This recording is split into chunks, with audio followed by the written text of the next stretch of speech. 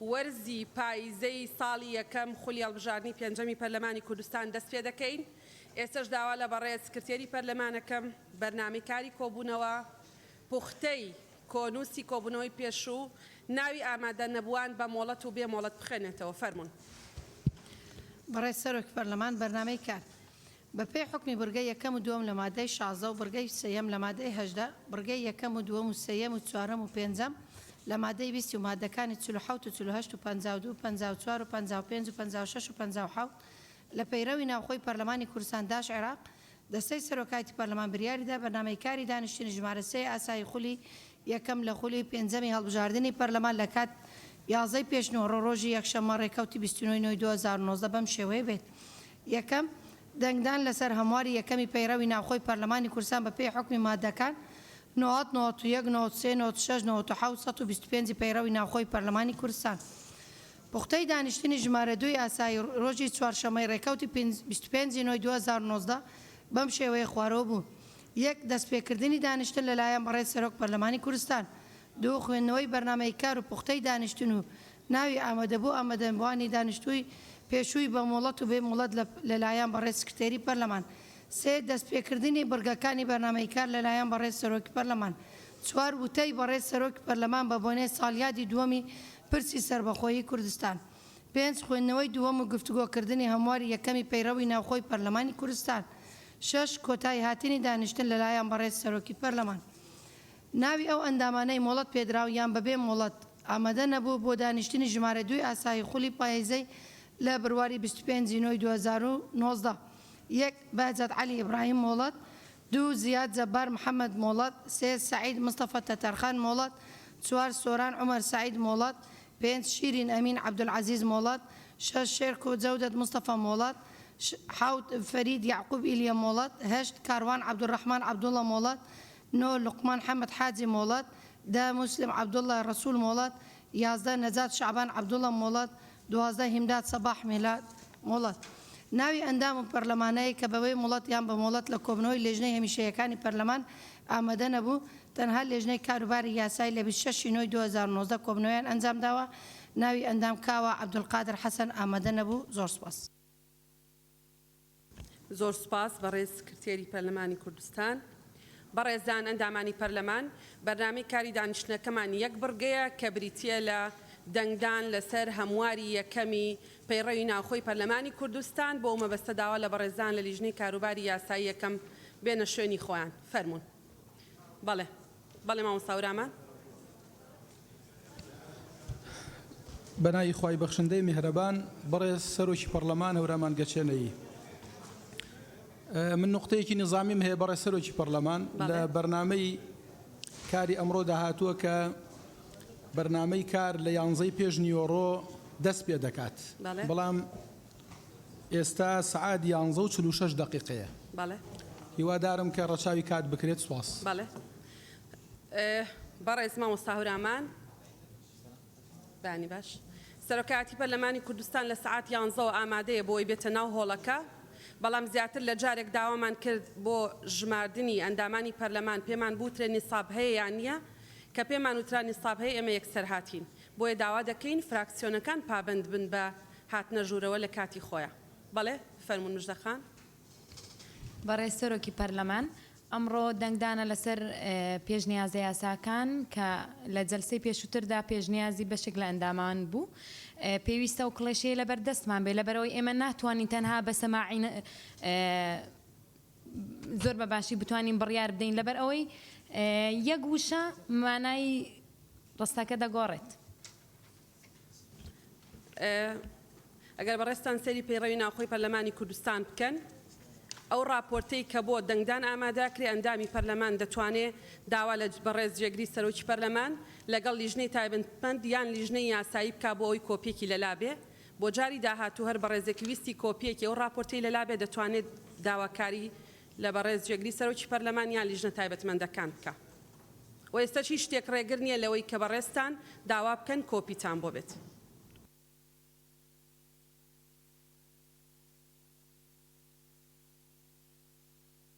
بەڵێ بەڕێز سەرۆکی لیژنەی یاسایی فەرموون. بەڕێزان لە تەکنیک هەوڵ بدەن نوسخەیەکی راپۆرتەکە بخەنە بەردەستی ئەندامانی بەڕێزی پەرلەمان. بەڵێ فەرموون بەڕێز سەرۆکی لیژنەی یاسایی. بەڕێز سەرۆکی پەرلەمان ئەمە دەقی راپۆرتی لیژنەی یاساییە بۆ سەرۆکاتی پەرلەمانی کوردستان بابەت راپۆرتی لیژنە. لجنەی کاروباری یاسایی ڕۆژی پێنجشەممە ڕێکەوتی 26/9/2019 کاتژمێر 11 پێشنیوەڕۆ کۆبوونەوەی خۆی ئەنجامدا بۆ تاوتوێکردن و داڕشتنەوەی ئەو پێشنیارانەی کە لەلایەن ئەندامانی پەرلەمانەوە پێشکەش کراون سەبارەت بە پێشنیازی هەمواری یەکەمی پەیڕەوی ناوخۆی پەرلەمانی کوردستان لە دانیشتنی ژمارە 2 لە ڕێکەوتی 25/9/2019 کە تایبەت بوو بە خوێندنەوەی دووەم. دوای گفتوگۆکردن و تاوتوێکردن لژنەکەمان گەیشتە ئەم ئەنجامانەی خوارەوە. سەبارەت بە ناونیشان وەک خۆی هیچ پێشنیارێک لەسەر نییە. ناونیشانەکەش بەو شێوەیە پێشنیازی هەمواری یەکەمی پەیڕەوی ناوخۆی پەرلەمانی کوردستان. بەڵێ مادەی یەکەم باو بخەینە دەنگجا یا هەمووی خوێندنەوە اینجا هەمووی بخوێنەوە فەرموون فەرموون. مادەی یەکەم وەک خۆی هیچ پیشنیارێکیش لەسەر نییە. مادەی یەکەم هەموار دەکرێتەوە بەم شێوەی خوارەوە. یەک پێناسەی پرۆژە یاسا و بڕیار لە مادەی یەک هەموار دەکرێت و بەم شێوەیە دەخوێندرێتەوە. پرۆژە یاسا و بڕیار ئەو پرۆژە یاسا و بڕیارانەیە کە لەلایەن سەرۆکی هەرێم یان ئەو پرۆژە یاسانەی کە لەلایەن ئەنجومەنی وەزیران دەسەڵاتی دادوەری لە بواری تایبەتمەندی خۆیان دەستە سەر بەخواکەن و هەر دامەزراوەیە کە دەسەڵاتی ئارەستەکردنی پرۆژەی هەیە بە پێی یاساکار پێکراوەکان ئارەستەی پەرلەمان دەکرێت. دوو بەڕێز سەرۆکی لیژنەی یاسایی مادەی 92 یەکەم ئەڵێ دەنگدان لەسەر ناوی یاسایان بڕیارەکە دەست پێ دەکا لەبەرەوە ئێمە بە هەمان ئالیەتێکین. یەکەم جار دەنگ لەسەر ناونیشان دەدەین دواتر مادەکانی تر. فەرموون بە تەنها ناونیشان خوێندنەوە. لەسەر داوای تو بوو کە هەموو ڕاپۆرت هەڵەمان کرد. بەڕێز سەرۆکی پەرلەمان ناونیشان بەو شێوەیە پێشنیازی هەمواری یەکەمی پەیڕەوی ناوخۆی پەرلەمانی کوردستان. بەڕێزان ئەندامانی پەرلەمان کێ لەگەڵ ئەوەیە کە ناونیشانی ئەم هەموارە بریتی بێ لە هەمواری یەکەمی پەیڕەوی ناوخۆی پەرلەمانی کوردستان با دەست بەرزکاتەوە.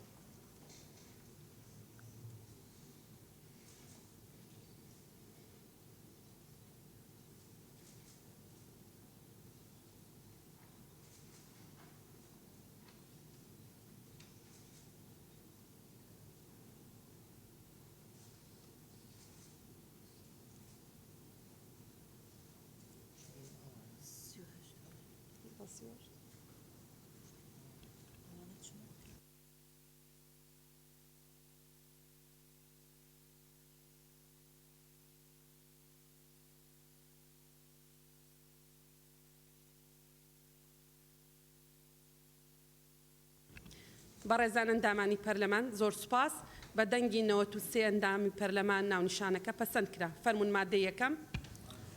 بەڕێز سەرۆکی پەرلەمان مادەی یەکەم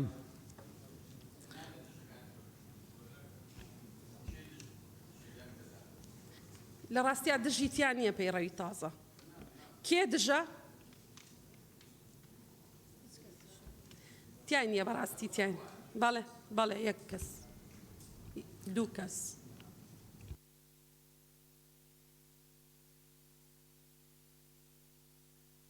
ئەندامانی پەرلەمان بەڕێزان ئەندامانی پەرلەمان لە پەیڕەوی تازا لێگەر زیاتر لە بژاردەیە کە بۆ هەموو بژاردەکان دەخرێنە دەنگدان کامیان دەنگی زیاتر هێنا ئەوە پەسەندە. باس لەوە ناکە ئەگەر یەک بژاردە هەبوو. لەبەر ئەوە دەکرێت بەڵێ بخەینە دەنگدان و دەکرێت بە تعدیلێکی زمنی لە ناوم هۆڵە ڕێک بکەین لەسەرەوەی ئەگەر تەنها یەک پێشنیار هەبوو چۆن بەڵێ دەخەینە دەنگدان دژیش بخەینە دەنگدان. کێ لەگەڵ ئەوەیە بۆ لەمە و دووە ئەگەر بە تەنها یەک پێشنیار هەبوو جگەل دوای ئەوەی کە پەسەندکردن دەخرێتە دەنگدان دژیش بخرێتە دەنگدان.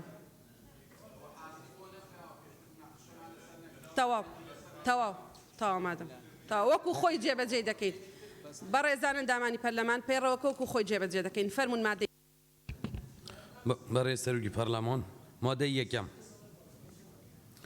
وەک خۆی هیچ پێشنیارێک نییە. مادەی یەکەم هەموار دەکرێتە بەم شێوەی خوارەوە. یەک پێناسەی پرۆژە یاسا و بڕیار لە مادەی یەک هەموار دەکرێت و بەم شێوەیە دەخوێندرێتەوە. پرۆژە یاسا و بڕیار ئەو پرۆژە یاسا و بڕیارانەیە کە لەلایەن سەرۆکی هەرێم یان ئەو پرۆژە یاسایانەی کە لەلایەن ئەنجومەنی وەزیران دەسەڵاتی دادوەری لە بواری تایبەتمەندی خۆیان و دەستە سەربەخۆکان و هەر دامەزراوەیەک کە دەسەڵاتی ئاراستەکردنی پرۆژەی هەیە بە پێی یاسا کارپێکراوەکان ئاراستەی پەرلەمان دەکرێت. دوو پێناسەی پێشنیازی یاسا و بڕیار بۆ مادەی یەک زیاد دەکرێت بەم شێوەیە دەخوێندرێتەوە.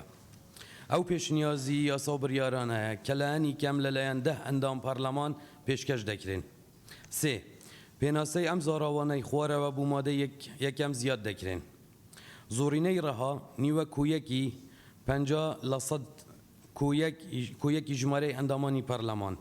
زۆرینەی سادە نیوە کویەکی 50% کویەکی ژمارەی ئەندامانی ئامادە بوو. زۆرینەی تایبەت هەموو ئەو زۆرینانە دەگرێتەوە کە ڕێژەی تایبەتیان بۆ دیاری کراوە.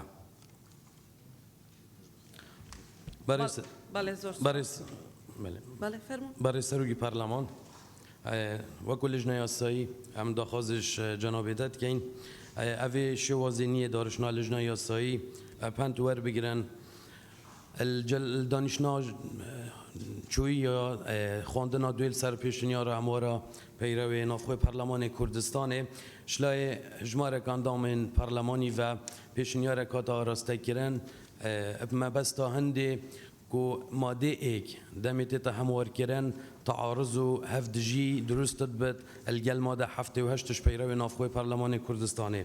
Bu hindê ku guncandin درست بتل گل ماده ایک دمی تیتا هموار کردن گل ماده 78 اف شوازه یاسایی و کلجنه یاسایی نویسیت راپورتا خدا و داخوازید که این بخیه دنگدانه اب وی شویه ماده 78 بم شویه ده گنجندرید لگل پیناسی زاراوکان لماده یکم و بم شویه ده خوندرید هوا پروسی یاسادانان بریتیه لگفتگو پسند کردنی یکم ئەو پرۆژە یاسا و بڕیارانەی کە تایبەت بە بواری خۆیان لەلایەن سەرۆکایەتی هەرێم پێشکەش دەکرێن.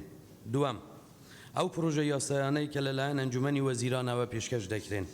سێەم ئەو پرۆژە یاسایانە کە لەلایەن دەسەڵاتی دادوەریەوە لەو بابەتانەی پەیوەندیدارن بە بواری خۆیان پێشکەش دەکرێن. چوارەم ئەو پرۆژە یاسا و بڕیارانەی کە لەلایەن دەستەی سەربەخۆکان و هەر دامەزراوەیەک کە بە پێی یاسا کارپێکراوەکان مافی هەیە پێشکەش دەکرێن. پێنجەم پێشنیازی یاسا یان بڕیار کە لایەنی کەم لەلایەن 10 ئەندامەوە پێشکەش دەکرێن. زۆر سوپاس. زۆر سوپاس دەستان خۆش بێ. یەکەم جار مادەی یەکەم دەخەینە دەنگدان بەم شێوەیە. مادەی یەکەم هەموارەکرێتەوە بەم شێوەی خوارەوە. یەک پێناسەی پرۆژەی یاسا و بڕیار لە مادەی یەک هەموارەکرێت و بەم شێوەیە دەخێنرێتەوە. پرۆژە یاسا و بڕیار ئەو پرۆژە یاسا و بڕیارانەیە کە لایەن سەرۆکی هەرێم یان ئەو پرۆژە یاسایانەی کە لەلایەن ئەنجومەنی وەزیران دەسەڵاتی دادوەری لە بواری تایبەتمەندی خۆیان دەستە سەربەخۆکان و هەر دامەزراوەیەک کە دەسەڵاتی ئاراستەکردنی پرۆژەی هەیە بە پێی یاساکار پێکراوەکان ئاراستەی پەرلەمان دەکرێن. دوو پێناسەی پێشنیازی یاسا و بڕیار بۆ مادەی یەک زیاد دەکرێت و بەم شێوەیە دەخێنرێتەوە. ئەو پێشنیازی یاسا و بڕیارانەیە کە لانی کەم لەلایەن 10 ئەندامی پەرلەمان پێشکەشەکرێت. سێ پێناسەی ئەم زاراوانەی خوارەوە بۆ مادەی یەکەم زیاد دەکرێن. زۆرینەی ڕەها نیوە کۆیەکی لە ناو کەوانە لە 150 زائید یەکی ژمارەی ئەندامانی پەرلەمان. زۆرینەی سادە نیوە کۆیەکی لە ناو کەوانە لە 150 زائید یەکی ژمارەی ئەندامانی ئامادە بوو. زۆرینەی تایبەت هەموو ئەو زۆرینانە دەگرێتەوە کە ڕێژەی تایبەتیان بۆ دیاری کراوە. بەڕێزان ئەندامانی پەرلەمان کێ لەگەڵ ئەوەیە ئەم مادەیە بەم شێوەیە پەسەند بکرێ با دەست بەرزکاتەوە.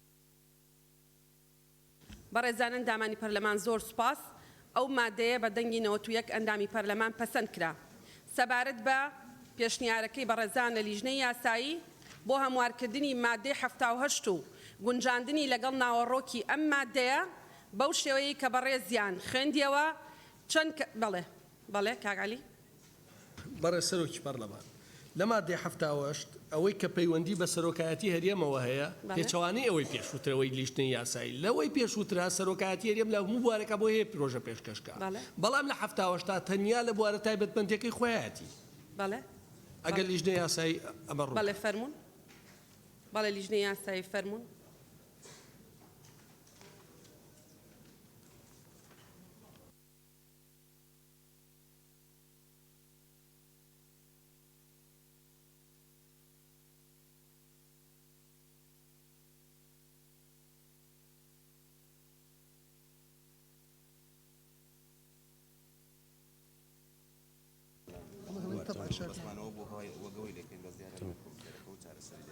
بەڕێز سەرۆک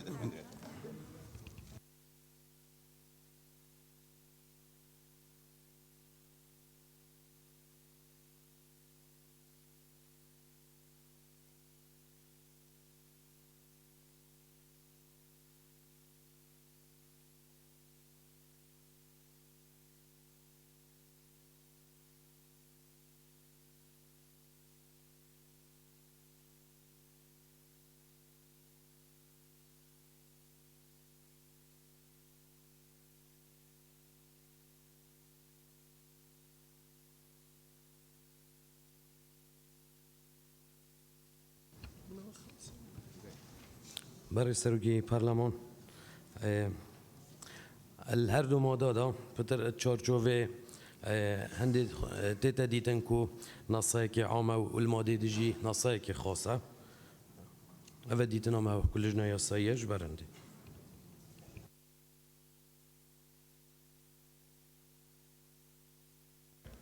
بەڕێزان ئەندامانی پەرلەمان بەڕێزان ئەندامانی پەرلەمان بە گوێرەی یاسای ژمارەیەکی ساڵی 2005 دەسەڵاتەکانی بەڕێز سەرۆکی هەرێم دیاری کراوە بۆیە دەتوانێت تەنها لە بواری ئەو دەسەڵاتانەی کە یاسا پێیداوە پرۆژەی یاسا و بڕیار بنێرێتە پەرلەمانی کوردستان بە تەنها لەو بوارە دەتوانێت کە دەسەڵاتەکەی بە یاسا دیاری کراوە بینێرێ خۆ ئەگەر ڕوئایەکی هەبوو دەتوانێت لە ڕێگەی تەنسیقکردن لەگەڵ دەسەڵاتەکانی ئەنجومەنی وەزیران هاوڕێکی بکە و لەوێوە پرۆژە بنێرێ لەبەرەوە بەڕێزان ئەندامانی پەرلەمان بەو شێوەیەی کە بەڕێز سەرۆکی لیژنەی یاسایی دەقی مادەی 78 خوێندەوە بە هەموارکراوی و هاوڕێککردنی لەگەڵ دەقی مادەی یەکی ئەم هەموارە کێ لەگەڵە با دەستبەرز بکاتەوە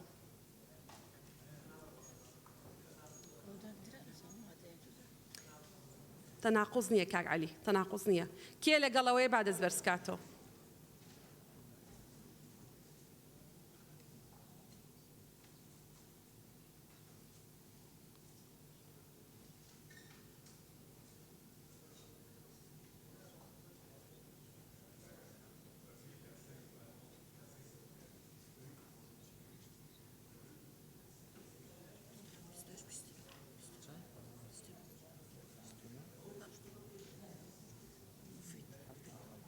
بەڕێزان ئەندامانی پەرلەمان هەمواری دەقی مادەی 78 پەیڕە و پەسەند کرا بە دەنگی 78 ئەندامی پەرلەمان بەڵام جێگەکەی دەچێتە پێش مادەی 14 کە باس لە هەمواری مادەی 79 یاساکە دەکا ئەم لەم شوێنە دانانرێ بەڵێ بەڕێز سەرۆکی لیژنەی یاسایی فەرموون بەڕێز سەرۆکی پەرلەمان مادەی دووەم سێ پێشنیار هەیە پێشنیاری یەکەم وەک خۆی تەنیا خاڵیەک بەم شێوەیە بێت دەستەی سەرۆکایەتی پێک دێت لە سەرۆک و جێگیری سەرۆک و سکرتەری پەرلەمان لە هەنی کەم یەکێک لە سێ ئەندامی دەستەی سەرۆکایەتی ئافرەت بێ پێشنیاری دووەم وەک خۆی تەنیا خاڵێک بە ڕێزبەندی ژمارە سێ بۆ مادەی دەیەم زیاد بکرێت بەم شێوەیە سێ یەکێک لە پۆستەکانی جێگیری سەرۆک یان سکرتەری پەرلەمان بدرێت ئەندامێکی فراکسیۆنی ئۆپۆزیسیۆن لە پەرلەمان پێشنیاری سێەم وەک خۆی وەک ئەسڵەکەی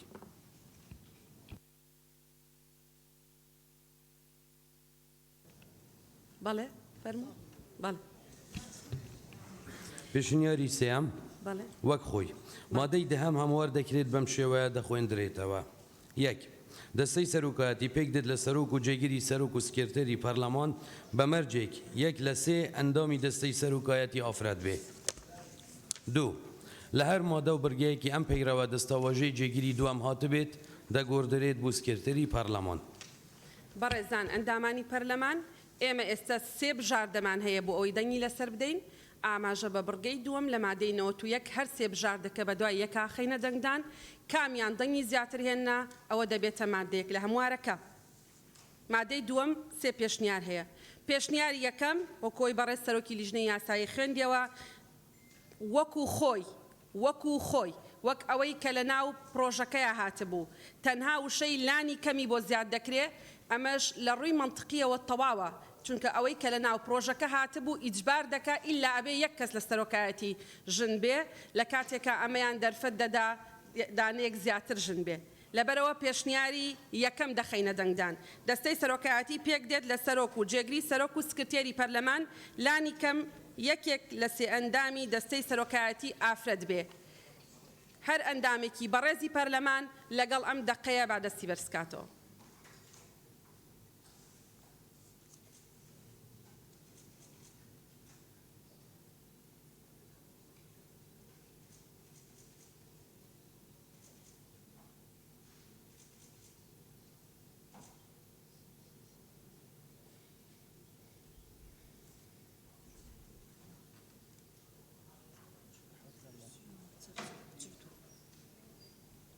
بەڵێ زۆر سپاس 89 ئەندامی پەرلەمان دەنگی بەم پێشنیارە داوە. پێشنیاری دووەم وەک خۆی تەنیا خاڵێک بۆ ڕیزبەندی ژمارە 3 بۆ مادەی دێم زیاد کرێ و بەم شێوەیە یەکێک لە پۆستەکانی جێگری سەرۆک یان سکرتێری پەرلەمان بدرێتە ئەندامێکی فراکسیۆنی ئۆپۆزیسیۆن لە پەرلەمان.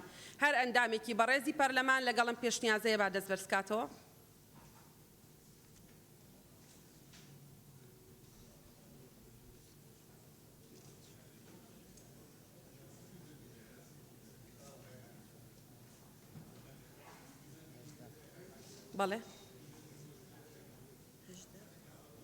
بەڵێ بەڕێزان ئەندامانی پەرلەمان پێشنیازی دووەم 18 دەنگی هێناوە. پێشنیازی سێم وەک خۆی بەڵێ قسە بکە فەرموو. بەڕێز سەرۆکی پەرلەمان پەرلەمانتار بووی هەیە لە دوو پێشنیاردا لە هەردووکی دەنگی بدات؟ بەڵێ لە حاڵەتی سێ بژاردە و 4 بژاردەیە پەرلەمان بۆی هەیە بۆ یەک بژاردە دەنگ بدا. ئەگینا ڕقەمەکە زۆر زیاترەکە لەوەی کە لە ناو قاعەکە دانیشتووە. بۆ نمونە 80 کەس بۆ پێشنیارێک دەنگ بدا و 30 کەس بۆ پێشنیارێکی تر و 15 بۆ پێشنیارێکی تر زۆر زیاترەکە لەو عەدەدەی کە ئەندامانی پەرلەمان لێرن.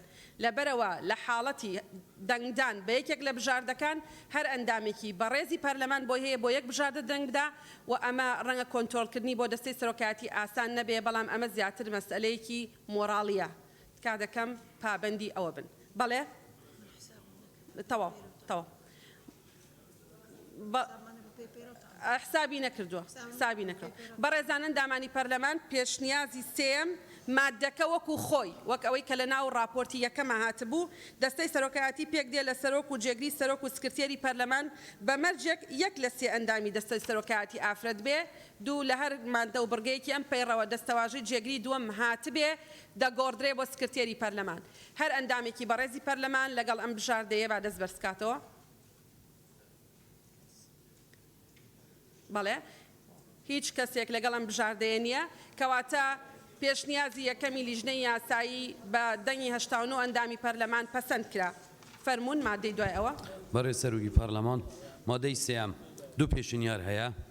پێشنیاری یەکەم مادەی 14 بڕگەی حوتەم لا نەبردرێت. پێشنیاری دووەم وەک خۆی مادەی 14 بڕگەی حوتەم لا بدرێت.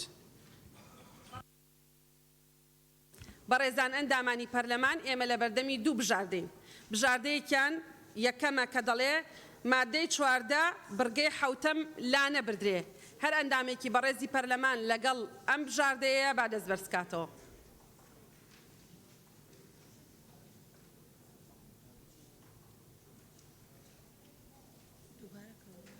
بەڕێزان ئەو مادەی کە دەڵێ ئەگەر یەک کەس یەک کەس کاندید بوو بۆ هەر پۆستێکی دەستەی سەرۆکایەتی بە ناولێنان دەبێتە سەرۆکی پەرلەمان یا جێگری سەرۆکی پەرلەمان یان سکرتێری پەرلەمان هەر کەسێک لەگەڵ ئەوەیە ئەم مادەیە لە ناو پەیڕە وەکو خۆی بمێنێتەوە ئێستا دەنگ دەدا.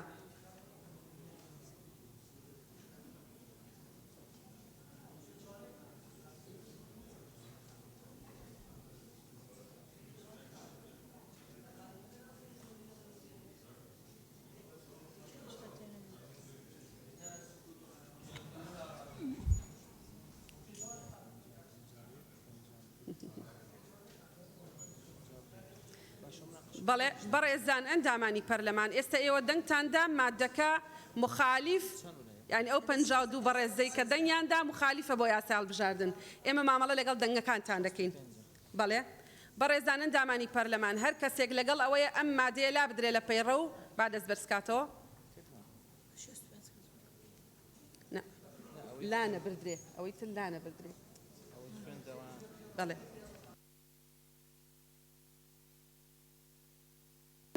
بەڕێزان دەرفەتێکمان بدەنێ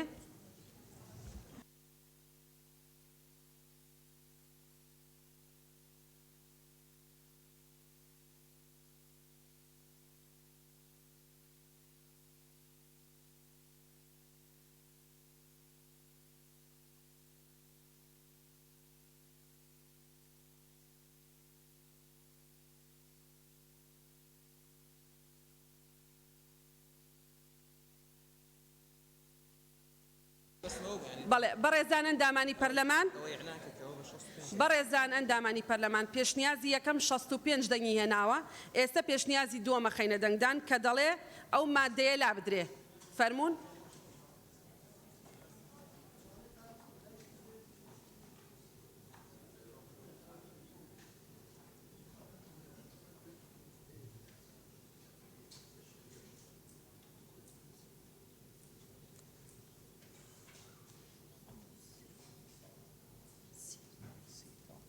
بەڕێزان ئەندامانی پەرلەمان زۆر سپاس سی ئەندامی بەڕێزی پەرلەمان لەگەڵ ئەوەیە لا بدرێ کەواتە پێشنیازی یەکەم قبول کرا و دەبێتە مادەیەک لە هەموارەکە فەرموون مادەی چوارەم بەڕێز سەرۆکی پەرلەمان مادەی چوارەم وەک خۆی هیچ پێشنیارێک نییە ئەسڵەکەی وایە وشەی سەرۆکایەتی بۆ وشەی دەستە لە هەر مادە و بڕگایەکی ئەم پەیڕەوە داهاتوو بێ زیاد دەکرێت بەڕێزان ئەندامانی پەرلەمان مادەی چوارەم هیچ پێشنیارێک نییە وەکو خۆی وشەی سەرۆکایەتی بۆ وشەی دەستە لە هەر مادە و بڕگەیەکی ئەم پەیڕەوەدا هاتبێ زیاد دەکرێت هەر ئەندامێکی بەڕێزی پەرلەمان لەگەڵ ئەوەیە کە ئەم مادەیە ببێتە بەشێک لە پەیڕەوەکە فەرموون دەستان بەرزکەنەوە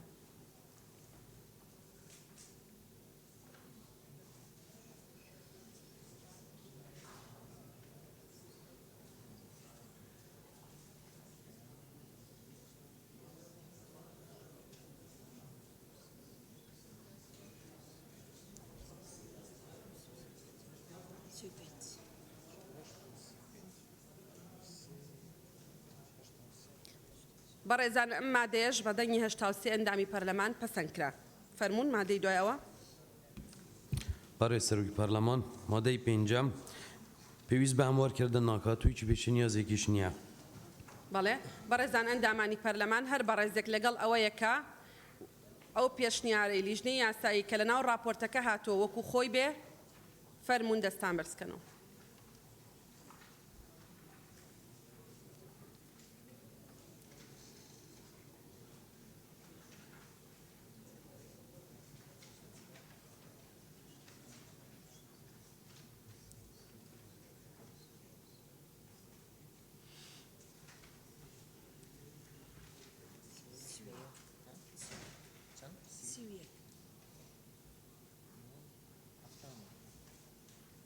مادەکە بە دەنگی 79 ئەندامی پەرلەمان پەسەند کرا مادەی شەشەم فەرموون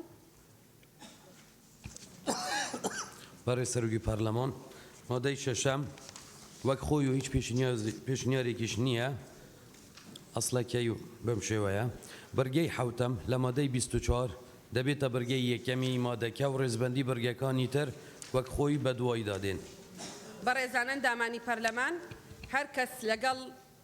هەر کەس لەگەڵ ئەوەیە کە ئەم مادەیە وەک ئەوەی کە بەڕێز سەرۆکی لیژنەی یاسایی خوێندیەوە ببێتە بەشێک لە هەموارەکە فەرموون دەست بەرزکەنەوە.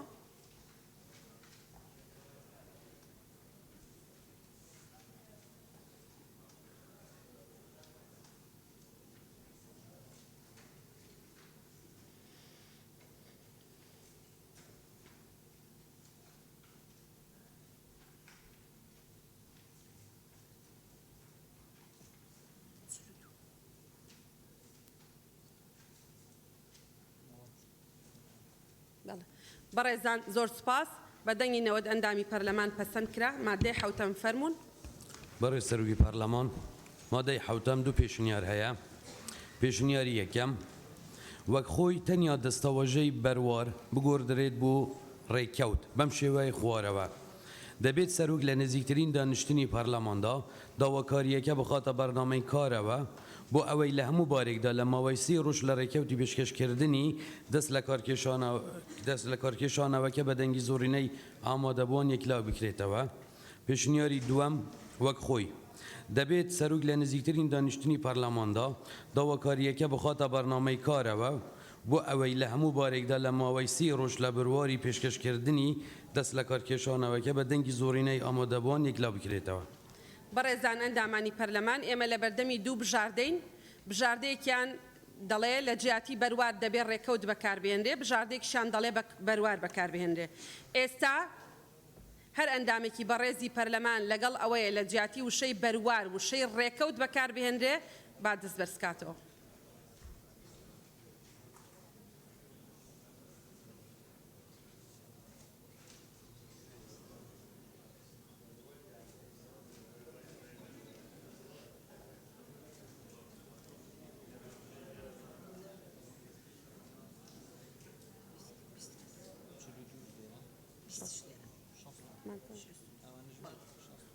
بەڕێزان ئەندامانی پەرلەمان زۆر سپاس 62 ئەندامی پەرلەمان دەنگی بەو بژاردەیە داوە. بژاردەی دووەم بەڕێزان ئەندامانی پەرلەمان هەر ئەندامێکی بەڕێزی پەرلەمان لەگەڵ بژاردەی دووەمە بەوەی کە وشەی بەروار وەکو خۆی بمێنێتەوە با دەست بەرزکاتەوە.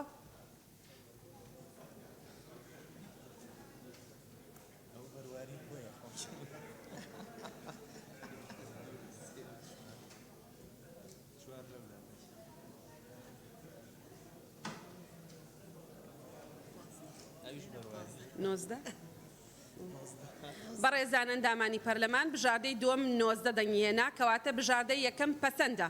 بەڵام بەڕێزان ئەگەر دەرفەت هەبێ بەڕێزان مادەم ئێمە وشەی ڕێکەوتمان تەسبیت کرد لێرە ڕەنگە ئەمە زۆر پەیڕەوی نەبێ، بەڵام داوا دەکەم لەسەر ڕەزامەندی ئێوە و لیژنەی یاسایی ئێمە بڕگەیەکی تر بۆ ئەم مادەیە زیاد بکەین بڵین لە هەر شوێنێک وشەی بەروار لەناو ئەم ڕێکەوتەوە لەناو ئەم پەیڕەوە هاتبوو بۆ وشەی ڕێکەوت دەگۆڕێ بۆ ئەوەی هەردوو وشەکە لەناو پەیڕەوەکەدا نەبن. ئەگەر پەسەندە بەڕێزان لیژنەی یاسایی لە نێوان خۆتانە مشاوەرەیە بکەن.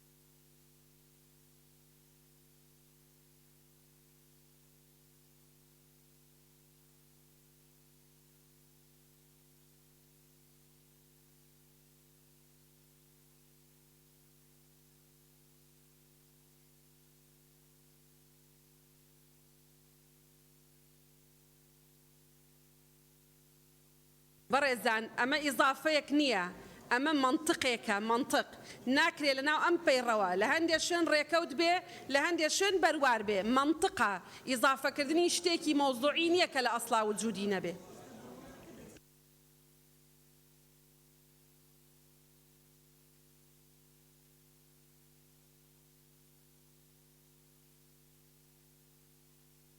بەڕێزان دەزانین لە ڕووی پەیڕەویەوە سەرۆکی پەرلەمان ناتوانێت شتێک ئیزافە بکە، بەڵام ئێمە لێرە لە دەستەی سەرۆکایەتی بەرپرسین لەوەی کە هارمۆنیەک لە ناو ئەم پەیڕەوەیە هەبێ مادەم بڕیارمان داوە وشەی ڕێکەوت تەسبیت بکەین دەبێت لە هەر شوێنێک وشەی بەروار هەبێ بیکەینە ڕێکەوت ئەگەر لیژنەی یاسایی ئەمەیان پێ منطقە لە ڕووی یاساییەوە دەیخەینە دەنگدان پێیان منطقی نییە ناخەینە دەنگدان فەرمونون کاک جەلال فەرمونون بەڕێز سەرۆکی پەرلەمان دیارە بۆ خۆت دەزانی گۆڕینی زاراوە تەنیا لەم پرۆژە ناکرێت لە شوێنێک بیگۆڕی لە شوێنێکی تر نەگۆڕێ دەکرا ئەندامانی بەڕێزی پەرلەمان بۆ ئەوەی وشەی بەروار بکرێ بە وشەی ڕێکەوتووە تەنها نەک لە پەرلەمان بۆ خۆت جەنابە چاک دەزانی لە نووسراوی فەرمی حکوومەتتا بە بەروار هاتووە ناکرێت تەناقز لە مابینی پەرلەمان و حکوومەتدا هەبێ دەکرێت ئەگەر دەگۆڕێ بە پرۆژەیەک تەقدیمیان بکرد باە ئەو کات ئەگەر ببوایەتە بەروار فەرز کرایە لەسەر حکوومەتیش بەروار بێ ئەگەر ببێتە ڕێکەوت لەسەر حکوومەتیش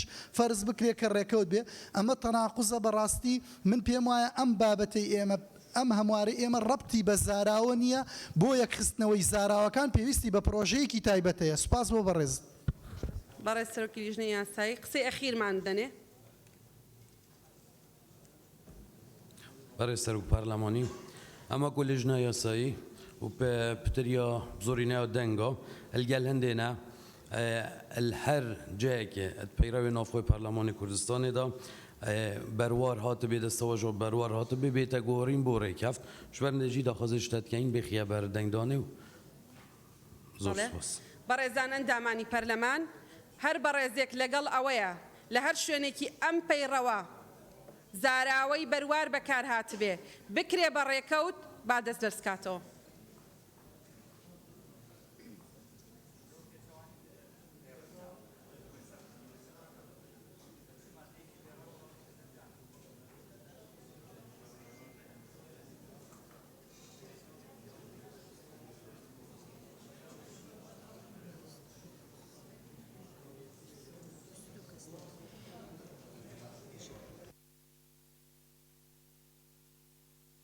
بەڕێزان ئەندامانی پەرلەمان بە دەنگی 62 ئەندامی پەرلەمان ئەو بڕگەیە زیاد دەکرێت بۆ ئەم مادەی هەموارەکە بەڵێ دکتۆر ڕێبوار بەڕێز سەرۆکی پەرلەمان ئەگەر چی من مەبدەیەن لەگەڵەوە نەبووم کە دەقیق بۆ هەمواری وشەیەک لە بری بەروار بکرێ بەڕێکەوت بەڵام مادەم دەنگی پێدرا و تەزبیت کرام پێم وایە ئەو ئیزافەی کە جەنابەت داوات کرد بخرێتە دەنگدان پێم وایە ئەمە زیادە بچووکە مادەم لە بڕگەیە کە ئاوا تەزبیت کرا ئۆڕێدی لە هەموو بڕگەکانی تروای لێدێ ئەوەی کە جەنابەت ئێستا خستە دەنگدان من داوا لە جەنابەت دەکەم پرسیارەکەم پاڵپش بە چ دەقێکی یاسایی نێو پەیڕەوی ناوخۆ خستە دەنگدان سپاس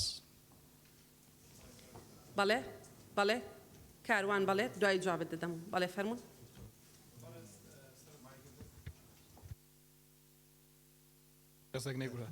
بەڕێز سەرۆکی پەرلەمان من هەمان بۆ چوونم هەبوو من پێم وایە کاتێک کە لە یەکێک لە مادەکان کە هەموار کرایەوە و شەکە گۆڕانکاری بەسەردات بە دەنجی زۆرنەی بەڕێزان دامانی پەرلەمان پێویست بۆ ناکە کە دووبارە بخرێتەوە دەنگدان چکە لە شوێنێک بۆ ڕێکسازی و شەسازی ناو پێڕەوی ناوخۆ مادەم لە شوێنێکە مشەیە بەکاردێت بۆ بە دەنگدانە کەواتە لە هەموو شوێنەکانی تر هەما وشە دەبێت بگۆڕدرێت و دەنگدانی پێویست نەبوو سوپاس بەڵێ بەڵێ کاکتۆر کازم بەڕێز سەرۆکی پەرلەمان تەنها دوو نقطەم هەیە نقطەی یەکەمیان بەڕاستی ئەو دەنگدانەی ئێستا کرامی ئەم نقطەیە خراە دەنگدانەوە بە تەواوەتی پێچەوانەی پێڕەوە لە هیچ شوێنێکی پێڕەوە جێی نەبووەوە ئەمە یەک دومیش ئایا ئێمە لە هەرێمی کوردستان هیچ کێشەیەکمان نییە تەنها خەریکی بەروار و ڕێکەوت بین بەڵێ بەڵێ بەڵێ کاکمەم بەڕێز سەرۆکی پەرلەمان من هاوڕام لەگەڵ ئەو هاوڕێیانەیە فعلەنەوە دەقێکی پێڕەوی نەبوو کە جەنابەت خستە ناو دەنگدان ئەوە یەک دوو مەسلەی ئەم دەبوو پێشتر لە دانیشتن بەداخەوە لە دانیشتنی دووەما مەسلەی ساخ کرایەتەوە هەردووشیان غەڵەتن ئەگەر ئەم بۆ پەرلەمان و پەیڕەوەکەی خۆی لە ئەسڵا وشەیەک نێناوی بەروار بێ بەرواریە ناوچەیەکە جێگیر کراوەکو دە تاریخ مەسلەی ڕێکەوتیش سوتفەیە بۆی ئەم مەسلەیات مێژوو بەکاربهێنرایە یاخود ڕۆژ بەکاربهێنرایە بەجێتر بوو بەداخە و خراە دەنگدان و ڕۆشت بەڕێزان ئەندامانی پەرلەمان ئێمە بەرپرسین لەوەی کە هاوڕێکی هەبێ لەو تعدیلێک کە ئێستا کراوە و ئێمە لە مادەی پێش ئەمە عینەن ئەمە بڕگەیەکمان هەبووە کە دەڵێ لە هەر شوێنێک وشەی جێگری دووەم دەستەواژەی جێگری دووەم هاتووە دەکرێ بە سکرتێر دەکرێ بە سکرتێر مادەم لێرە ئەمە وشەیەکە چەند جارێک دووبارە بێتەوە پشت بەس بەو دەنگدانەی کە پێشتر کردمان لەسەر مادەیەکی تر و ئێمە بۆشاییەکمان هەیە و بۆشاییەمان پڕ کردەوە فەرمونون مادەی دوایەوە فەرمونون بەڕێز سەرۆکی پەرلەمان مادەی هەشتم نو پێشنیار هەیە پێشنیاری یەکەم وەک خۆی تەنیا دەستەواژەی تێکوشەر و دێرینەکانی شاخ بۆ لیژنەی پێشمەرگە زیاد بکرێت بەم شێوەیە خوارەوە لیژنەی پێشمەرگە و تێکوشەر و دێرینەکانی شاخ پێشنیاری دووەم تەنیا خاڵی چوارەم هەموار بکرێت بەم شێوەیەی خوارەوە لیژنەی کاروباری کۆمەڵایەتی و خاوەن پێداویستیە تایبەتەکان لیژنەی داکۆکیکردن لە مافی مرۆڤ پێشنیاری سێەم تەنیا خاڵی چوارەم هەموار بکرێت بەم شێوەیەی خوارەوە لیژنەی کاروباری کۆمەڵایەتی لیژنەی خانمان و مافی مرۆڤ پێشنیاری چوارەم تەنیا خاڵی چوارەم هەموار بکرێت بەم شێوەیەی خوارەوە لیژنەی کاروباری کۆمەڵایەتی و داکۆکیکردن لە مافی مرۆڤ لیژنەی داکۆکیکردن لە مافی ژنان پێشنیاری پێنجەم خاڵێک بە زنجیرەی 5 زیاد بکرێت مادەی 29 بەرگەی پێنجەم هەموار بکرێت بەم شێوەیە بکرێتە دوو لیژنە لیژنەی پەروەردە لیژنەی خوێندنی باڵا و توێژینەوەی زانستی پێشنیاری شەشەم و بەرهێنان بخرێتە سەر لیژنەی دارایی و کاروباری ئابووری پێشنیاری حوتەم خاڵی دووەم هەموار بکرێت بەم شێوەیەی خوارەوە لیژنەی شارەوانی و گەشت و گوزار و گواستنەوە و گەیاندن و شوێنەوار لیژنەی ئاوادانکردنەوە و نیشتەجێکردن و بەرهێنان پێشنیاری هەشتەم خاڵی دووەم هەموار بکرێت بەم شێوەیەی خوارەوە لیژنەی شارەوانی و گەشت و گوزار و گواستنەوە و گەیاندن لیژنەی ئاوادانکردنەوە و نیشتەجێکردن پێشنیاری نوێیەم وەک خۆی یەک مادەی 29 سێەم هەموار دەکرێتەوە لیژنەکە دەکرێتە دوو لیژنە بەم شێوەیە لیژنەی پێشمەرگە لیژنەی ناوخۆ و ئاسایش و ئەنجومەنە خۆجیەکان دو مادەی 29 یازدەهەم هەموار دەکرێتەوە و دەکرێتە دوو لیژنە بەم شێوەیە لیژنەی شارەوانی و گواستنەوە و گەیاندن و گەشت و گوزار لیژنەی ئاوادانکردنەوە و وەبەرهێنان سێ مادەی 29 سێزدەهەم هەموار دەکرێتەوە و دەکرێتە دوو لیژنە بەم شێوەیە لیژنەی دەستپاکی لیژنەی کاروباری پەرلەمان و سکاڵا چوار مادەی 29 پازدەهەم هەموار دەکرێتەوە و دەکرێتە دوو لیژنە بەم شێوەیە لیژنەی کاروباری کۆمەڵاتی و داکۆکی لە مافی مرۆڤ لیژنەی داکۆکیکردن لە مافی ئافرەت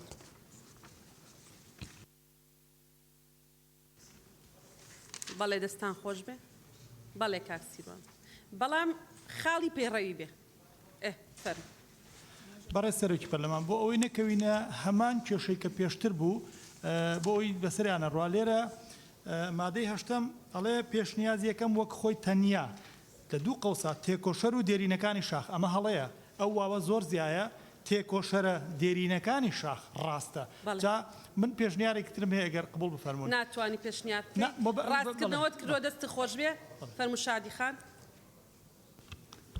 بەڕێز سەرۆکی پەرلەمان هەمان خاڵی کاکسیروانم هەبوو سپاس بەڵێ زۆر سپاس بەڕێزان ئەندامانی پەرلەمان بەڵێ بەڵێ کاک بەهمەن فەرموون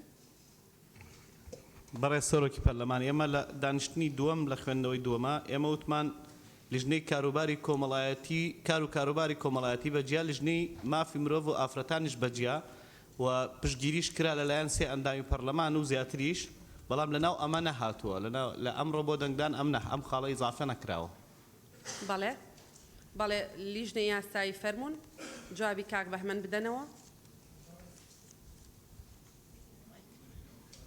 مایکت کوژێنەوە کاک بەهمەن بەسەر چاو کاکشە بەڕێز سەرۆکی پەرلەمان وەک ئاگداری ئێمە لە خوێندنەوەی دووەم چەند جارێک ئاگداری ئەندامانی بەڕێزی پەرلەمانمان کردەوە سەبارەت بەوەی کە هەر پێشنیارێکیان هەیە و پشتگیری هەیە بەنووسین ئاراستەی لیژنەی یاسایی بکەن و هەموو ئەو پێشنیارێک کە بەنووسین بە خەتی خۆیان ئاراستەیان کردوین تێیدا جێکراوەتەوە بەڵام دیارە و بەڕێزانن نەیان ناردووە بۆیە ئێمەش ناتوانین کۆی قسەکان زەبت بکەین لە مەحزەرێکە و بە ناچاری تەنیا ئەوەندەمان جێکردەوە و سوپاس بەڕێزان لە لیژنەی یاسایی بۆ جارێکی تر هەوڵ بدەن بینووسنەوە پێشنیاری بەڕێزان ئەندامانی پەرلەمان بەڕێزان ئەندامانی پەرلەمانیش بۆ یارمەتیدانی هاوڕێکانتان لە لیژنەی یاسایی داواتان لێ دەکەین هەر بەڕێزێک کە پێشنیازێکی تازە دەکا و لە ناو ڕاپۆرتەکە نییە لای خۆی دەقەکەی بنووسێ کەسی یەکەم هەر کەسێکە دەزانین ئەمە لە پەیڕەوانە هاتووە بەڵام یارمەتی هاوکارانتان بدەن لە لای خۆی دەقەکە بنووسێ و هەر هاوڕێیەکی لە ناو فراکسیۆنە جیاوازەکان لە ناو فراکسیۆنەکەی خۆی پشتیوانیان کرد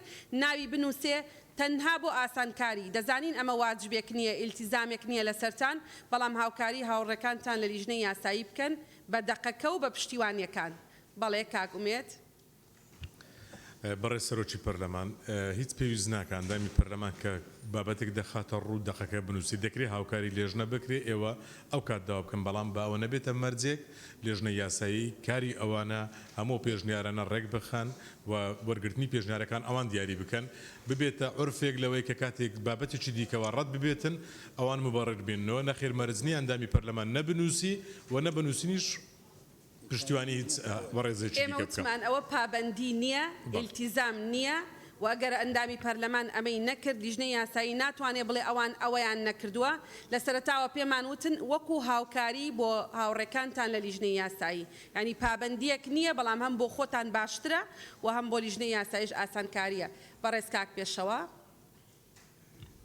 بەڕێز سەرۆکی پەرلەمان پرسیارم بۆ لیژنەی یاساییە بۆچی پێشنیازەکان ینی هەمووی بە یەک پاکێج خراونەتە ڕوو ینی ئێستا پێشنیازی نۆیەم لە لیژنەی چوارەما من لە پێشنیازی سێمە شتێکم وتووە ئێستا بۆچی هەمووی بۆتە یەک پاکێج ینی بۆ نمونە لە لیژنەی کاروباری کۆمەڵایەتی لیژنەی خانمان و مافی مرۆڤ من لە پێشنیازی نۆیەما لەگەڵی هاوڕانیم باشە خراوەتە پێشنیازی نۆیەم بەڵام لەگەڵ سێ مادەی تری هاوڕام بۆچی ناچار بم مەسەلەن شتێکی تیابێت کە من قبوڵم نەبێت لە شوێنێکی دیکە پێشنیازم کرد بێمە بۆ ڕێک نەخراوە ینی بوو پێشنیازەکان یەک بخرێنە دەنگدانەوە معالەجەیەکی لەو جۆرە بکرێت گەیشت بەڵێ وا دەکەم جوابتان دەنەوە بەڵێ کاکچیا فەرمونون بەڕێز سەرۆکە پەرلەمانی ئەو پێشنیاری کە کۆمبوونە دوێ داهاتان بەحسکردن هەموو نەهاتینە تەسجیلکردن بۆ نمونە دکتۆر زیدانی پێشنیار کردبوو کە مادە لجنه شهروانیه کلمه شینوار بهت زدکردن و 5 کساجک پشتوانی و رأی کرد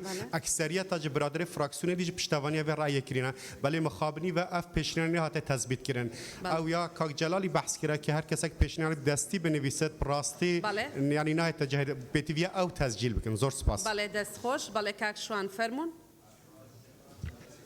برای سروچی پارلمان هەمان کێشەمان هەیە وا دەکەم لیژنەی یاسایی ئێستا وەڵامتان بدەنەوە کاکزانا فەرمونون هەواڵ ڕزگار ئیسا پێشنیاری کرد کە لیژنەی وەبەرهێنان بکەوێتە گەر لیژنەی شارەوانی و ئاوەدانکردنەوە و گواستنەوە و گەیاندن بە یەکەوە بن زیاتر لە 4 پەرلەمانتار پاڵپشتیان کرد بە هەمان شێوە جێگیر نەکراوە لە پێشنیازەکە بەڵێ کاکزانا فەرمونون بەڕێز سەرۆکی پەرلەمان پێم وایە ئەوەی من دەیخەمە ڕوو ڕەنگە تەنها غەڵەتی ئیملایی بێ پێشنیارمان کرد کە لیژنەی کاروباری کۆمەڵایەتی وشەی کاری لە پێش زیاد بکرێت چونکە وەزارەتەکە ناوی وەزارەتی کار و کاروباری کۆمەڵایەتیەوە و پێشنیارە بە نووسینیش ئاراستەی لیژنەی یاساییمان کردبوو زۆر سپاس بەڵێ زۆر سپاس فەرمونون خەریجە خان نقطەی نظامیە وەکو ئەندامی لیژنەی یاسایی نا با خۆیان وەڵام دەدەنەوە زۆر سپاس بەڵێ فەرموو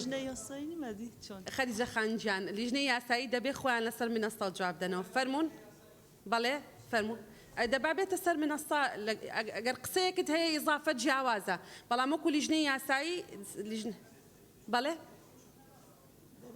آخر بە ئەوان ڕوونکردنەوە بدەن ئەگەر لەو مستەوایە نەبوو یان ئەوەی کە تۆ دەدویست نەیانوت دەرفەتە دەدەم بەسەر چاو فەرموو بەڕێز سەرۆکی لیژنەی یاسایی فەرموون بەڕێز سەرۆکی پەرلەمان بەڵێ فەرموون کاک بژار فەرموون بەڕێز سەرۆکی پەرلەمانی ما پێشترژی ئەتکومبوونە دەستە سەرۆکاتیەت لیژنە ژیلگەل سەرۆکاتیا پەرلەمانی و جارێکا دژیل گەل سەرۆکاتیا پەرلەمانی کۆمبوونێکیدا لیژنە یاساییمە تاکید کراوە و 2 جارە ژی دانیشنا پەرلەمانیدا 4 جاران لیژنە یاسایی پرسمی داخواست کریە میکانیزمەکە گونجاو بێتە دیتن بۆ نویسین و وەرگرتنا پێشنیارێت ئەندامên پەرلەمانیان بەڕێز هەرچەندە لیژنە یاسایی درێغی و کەمتر خەمی نەکریە ئەڤا پێویست مە یا نویسی یا تەسجیل کری لێ هەندێک حالەتە نەپڕاستی مەگەلێک جارە ئەندامێت پەرلەمانی ئاگادارکرینە و ئەگەر ئەندامێکی پەرلەمانی پشتگیریە هەواڵێکی خوب کرد پێتڤە بسەریح بێژێت ئەس پشتگیریە فلان ئەندام پەرلەمانی دکەم gelek جارە ئەڤەت بتە کێشە کو ئەندامێت پەرلەمانی گلەیش لژنە یاسایی بکات ئەم ئەبێ چەندەی پابندن پێتڤە نەسی سەریح ئەندامی پەرلەمانی ئیشارەت پێ بدەت و پشتگیریە فلان ئەندام پەرلەمانی دکات ئەڤ سەبارەت لژنە شارەوانی و شوێنەوەرە پێشنیارە هەفتێدا هەی لژنەی شارەوانی و گەشت و گوزار و گواستنەوە و گەیاندن و شوێنەوار زۆر سوپاس بەڵێ ڕۆژان خان خەدیجە خان دەتەوێت قسە بکەی فەرمونون دوای ئەوە ڕۆژان خان برای سروکی پارلمان منیش وکو اندامی لجنه یاسایی که زور جار تاکید من لسر و کردیه و که چه لسر منصبی چه لسر شوین خوی که دابنشی دتوانی قصه بکی وازانم. بله بگم. بس يعني زور جار اما توشی گرفتی شوین بین لبر اوا يعني پیمان خوش نبا و جاره وکو جاره دیگه افشتا دوباره ببیتوا. بویا هر پیوست منزانی هر لشونی خومان قصه بکین هر کاک بجار آماجه پیدا لسر مثلا اوی که پیش نیازی هفتم آماجه به لجنه کراوه که باسی لجنه شاروانی و گشت و گذار و گواسنوه و گیاندن و شوینوار کراوه. بله. سپاس. بله روشان خان دست خوش به بله. برای سروکی پارلمان سبارت به پرسیارکی کاک پیشوا بۆ وەڵامی ئەوە ئێمە بۆیە پێویستمان بە زیادکردنی بڕگەیەک بوو بۆ مادەی نەوەویەک چونکە دەسەڵاتی لیژنەی یاسایی ناتوانین پێشنیارێک لە پێشنیارێک گەڤاڵێکی بێنین لەگەڵ یەکێکی ترا دەمجیکەین بۆ ڕێکخستنەوە پێویستمان بەوە بوو زۆربەی ئەندامەکان وتیان پێویستە ئەو بڕگەیە لا ببرێت و پێویست ناکات بمێنێتەوە لە پێشنیارەکانە کە هاتووە لە پێشنیاری لیژنەی یاسایی بۆیە ئێمە داوای ئەو دەسەڵاتەمان کرد کە بدرێ بە لیژنەی یاسایی بۆ ڕێکخستنەوە بۆ ئەوەی هیچ کەسێک گلەی نەکات کە ڕایەکەی نەخرایە ناو پێشنیارەکانەوە. سوپاس. بەڵێ کاک عوسمان بەڵێ نقطەی نظامی بێت.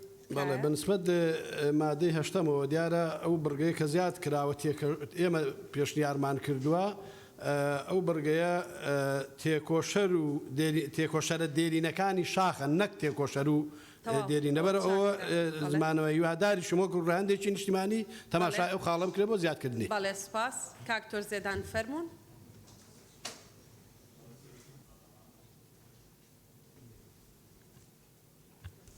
بەڕێ سەرۆکی پەرلەمان منیش هاوڕام لەگەڵ کاک پێشەوە دەکرێت پێشنیارەکان خاڵ بە خاڵ هەموو پێشنیارەکان ئاماژە پێ بکرێ بۆ نمونە من لەگەڵ پێشنیاری نوە من بەڵام پێشنیاری حوتەمیشم دەمەوێت دەنجی لەسەر بدەم بەڵام لەو کاتەدا پێویستە هەموو لیژنەکان پێشنیارەکانیان بەجیا ئاماژە پێکردبایە بۆ ئێمە بتوانین لیژنە بە لیژنە دەنجی لەسەر بدەین. لە ڕاستیە دەنگدان لەسەر مادەکانی پێشنیازە یاسا و بڕیارەکان مادە بە مادە دەبێت. و لیژنەی یاساییش پابەندی ئەو مادەی پەیڕەو بوون بۆیە ناتوانین بڕگە بە بڕگە بیخەینە دەنگدان. فەرمونون کاک عەباس. بەڕێز سەرۆکی پەرلەمان وڵا جەنابەت ڕوونکردنەوەکەتدا بەڵام ئێمە من پێشتریش بەڕاستی لیژنەکە خۆشمان لەگەی وەش قسەمان کردیانی ئەم مادەیەک لەو کێشەمان لەسەری دەبێت لەسەر مەسەلەی دەنگدان لەبەروەی پێشنیارەکانمان ئێمە بەجیان نووسیوە بەڵام پێشنیاری لە کۆی مادەکە لە یەک بەشێتی ئەگەر ئەندامێکش دەنگ بۆ ئەم پێشنیارە بدا تەبعەن ناتوانێت بۆ مادە ئەستەکە بە کۆی مادەکە بدا لە بەروی پێچەوانەی یەک جار دەتوانێت دەنگ بدا ئێمە لە سەرەتا ئەممان نەبوو چونکە ئەوە هەر پێشنیارێک کۆی مادەکە وەک خۆی زایدەن ئەم پێشنیاری ئەم برادەری تێدا زیاکراتەوە مەسەلەن بۆ نمونەوەی پێش مەرگە تێکۆشەرەکان مادەکە کۆی گشتی هەموو لیژنەکان وە خۆی بەس پێشنیارێکە بووە ئەمەیان چاکرێ پێشنیارشتر لە شارەوانیەکان کراوە یەکتر لە ئاودانکردنەوە کراوە ئەمە لەبەروەی مادەکە بە پێی پەیڕەوە دەبێت مادە بە مادە دەنج پێ بدرێ ئەمەش هەموو ئەم پێشنیارانە و هەموو لیژنەکان یەک مادەیە بۆیە لەبەرەوە ئەوەی کاک پێشەوا دەرێ ڕاستە بەڵام ئەمە بە پێی پەیڕەو یاسا ئەمە میکانیزمە. بەڕێزان لە لیژنەی یاسایی بەڕێزان لە لیژنەی یاسایی بە گوێرەی بڕگەی دووەم لە مادەی 89 بۆ لەمە دووە لیژنەی یاسایی لەگەڵ لیژنە تایبەتمەندەکان یا ئەگەر پێشنیازە یاسایەک یا پرۆژە یاسایەک بە تەنها ئاراستەی لیژنەی یاسایی کرابوو ئێوە دەتوانن ئاماژە بە مادەی بە بڕگەی دووەم لە مادەی 89 کە دەڵێ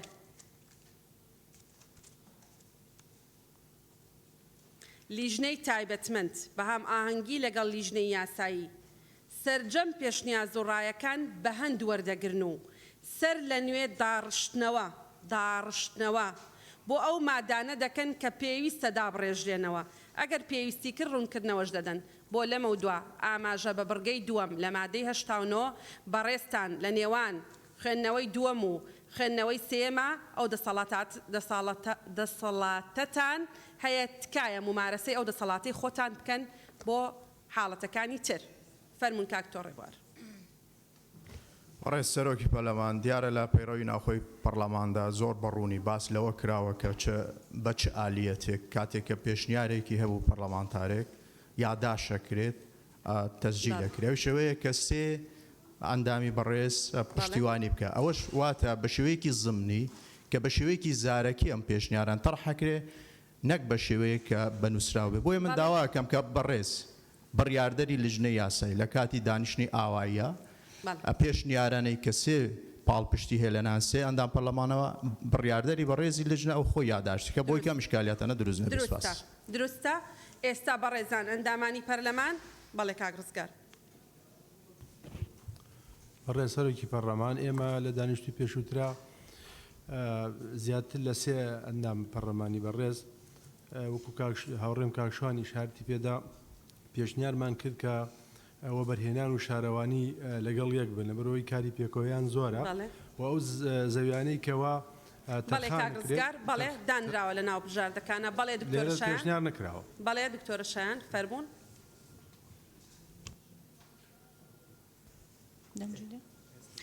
بەناوی خوای گەورە بەڕێز سەرۆکی پەرلەمان جاری پێشوش لیژنەی یاسایی پێشنیاری ئەوەی کرد کە ئێمە پێشنیارەکانمان بنووسینەوە بۆیان بنێرین. ئێمە کاکشاخەوان کاکگۆران ئەمنیش پێشنیازەکانمان بە نووسراوی بۆ ناردن بەڵام ڕەچاو نەکراوە. بەڵێ زۆر سپاس. هیوادارم بۆ جارێکی تر بەڕێز بڕیاردەری لیژنەی یاسایی فریا بکەی و دەرەقەت بێ و هیواداریشم بەڕێزان ئەندامانی پەرلەمان لە جێبەجێکردنی ئەو تەکنیکە هاوکاری بکەن. بەڕێزان بەڵێ بەڕێز سەرۆکی لیژنەی یاسایی ئەوە دوا قسەیە بۆ جناب و تەواو دەیخەمە دەنگدان. برای سرگاه پارلمانی تأکید کنه اگر ابا پشتی 4 جارا بشه که رسمی لجنه یاسایی داخواست کرد اگر دیرک دو دیره بن بو اندامت پارلمانی زحمت بنویسن هاوکار بنگلمه شفرو پیو هم دیب جدیتر میکانیزم که باشتر دانین بو اندی پیشنیار بین نویسین بس تأکید جید کمه و کلش نیاسایی ما کمتر خمینه کریه هم گلک دقیقا هندک جاران اهمال بیتن لای اندام پارلمانی و به دمیت آغوت بصراحت نابجت از پشگیریا فلان اندام پارلمانی کم شبرندجی و گناهمنی نو هم کمتر خم نبوینه و داخل بورینی جید که این بار کم و کوریه بله زور سپاس برزان اندامانی پارلمان استعمال لبردمی نو بجارده این هر اندامی که برزی پارلمان بوی هی دنگ بتنها یک بجارده بده بجارده یکم ماده که وکو خوی مادەکە وەکو خۆی بەڵام لیژنەی پێشمەرگە دەستەواژەی تێکۆشەرە دێرینەکانی شاخی بۆ زیاد دەکرێت چەند ئەندامی بەڕێزی پەرلەمان لەگەڵ ئەو مادەیە ئەو گۆڕانکاریەیە. بەڕێزان ئەندامانی پەرلەمان مادەکە وەک ئەوەی کە لە راپۆرتی لیژنەی یاساییە هاتووە دابشکردنەکانی هەموو لیژنەکان بۆ سەر دوو لیژنە بەو شێوەی لە راپۆرتەکە هاتووە تەنها گۆڕانکاری ئەوە دەبێت کە تێکۆشەرە دێرینەکانی شاخ زیاد دەکرێت بۆ لیژنەی پێشمەرگە چ بەڕێزێک لەگەڵ ئەوەیە با دەست بەرزکاتەوە. تەواو لە مەرحەلەی دەنگدانین کاک بەڵێن لە قۆناغی دەنگدانین.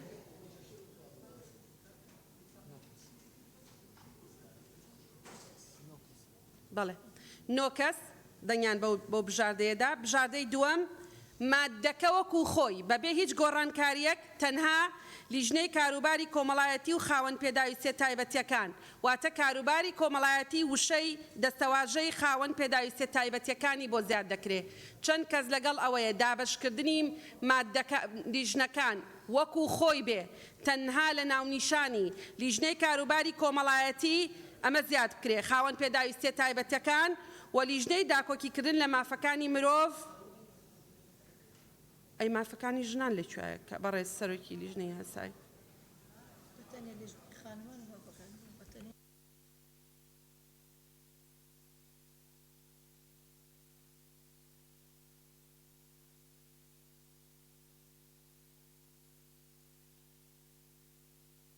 دەرفەت بدەنە هاوڕێکانتان لە لیژنەی یاسایی بۆی بتوانن تەرکیز بکەن.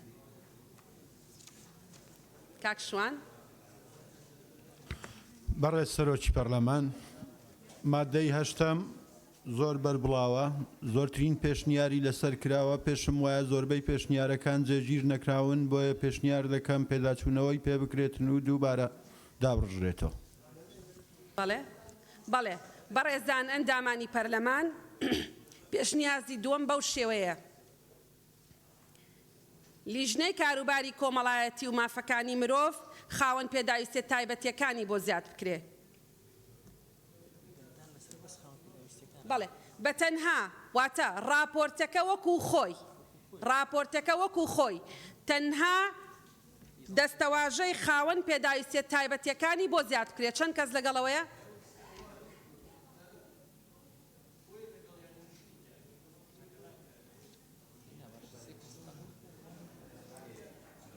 بەڵێ سێ کەس لەگەڵەو بژاردەیە. بژاردەی سێم بەڕێزان ئەندامانی پەرلەمان، بەڕێزان ئەندامانی پەرلەمان، بەڕێزان ئەندامانی پەرلەمان، پێشنیازی سێم مادەکە وەکو خۆی، بەڵام دابەشکردنی لیژنەی کاروباری کۆمەڵایەتی و مافەکانی مرۆڤ و داکۆکیکردن لە مافەکانی مرۆڤ و مافی ئافرەتان بەم شێوەیە بێ. لیژنەی کاروباری کۆمەڵایەتی بەجیا، لیژنەی خانمان و مافی مرۆڤیش بەجیا. چەند کەس لەگەڵم بژاردەیە؟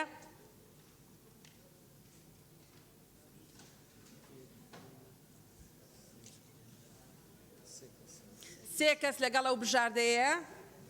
بەڕێزان ئەندامانی پەرلەمان، بژاردەی چوارەم مادەکە وەکو خۆی تەنها ئەم گۆڕانکاریە دەکرێت. لیژنەی کاروباری کۆمەڵایەتی و داکۆکیکردن لە مافی مرۆڤ، لیژنەی داکۆکیکردن لە مافی ژنان. بەسەوەی گۆڕانکارێکی تیانە.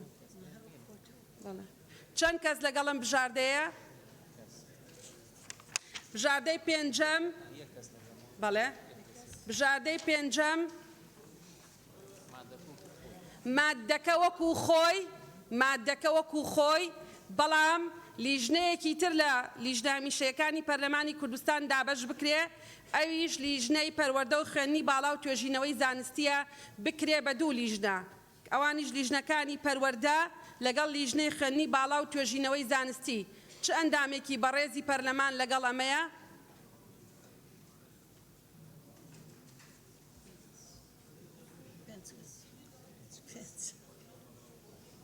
بەڵێ پێنج کەس، پێنج دەنگی لەگەڵا. پێشنیازی شەشەم مادەکە وەکو خۆی بەڕێزان ئەندامانی پەرلەمان تەرکیزکەن، مادەکە وەکو خۆی بەڵام وەبەرهێنان بخرێتە سەر لیژنەی دارایی و کاروباری ئابووری.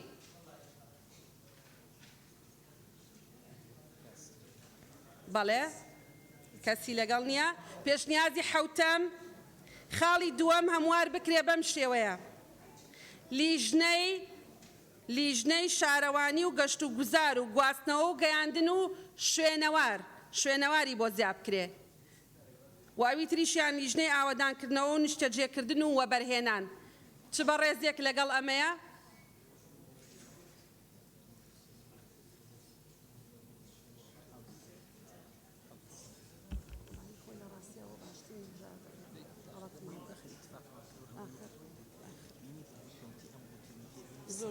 زۆر مشکلەمان.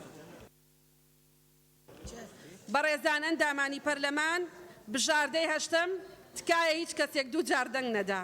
چاوم لێتانە من لە بەرزیەوەم، دڵنیابن ئەیبینم.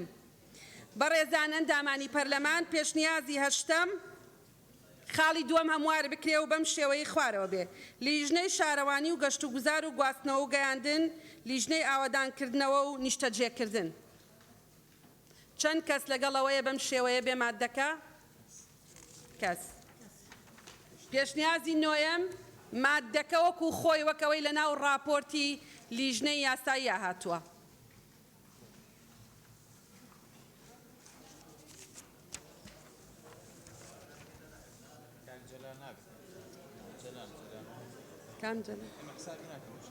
قەیناک لێ گەڕێ قەیناک.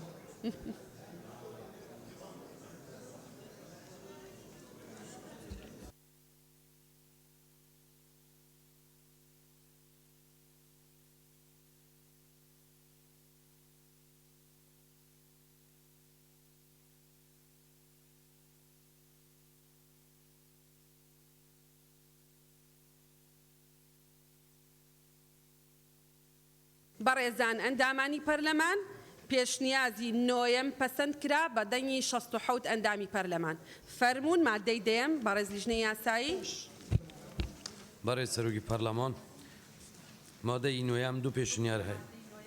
مادەی نۆیەم بەڵێ نوێیەم بەڵێ منی شوام گوت مادەی نوێیەم دوو پێشنیار هەیە. پێشنیاری یەکەم وەک خۆی بمێنێت تەنیا کاتێک دیاری بکرێت.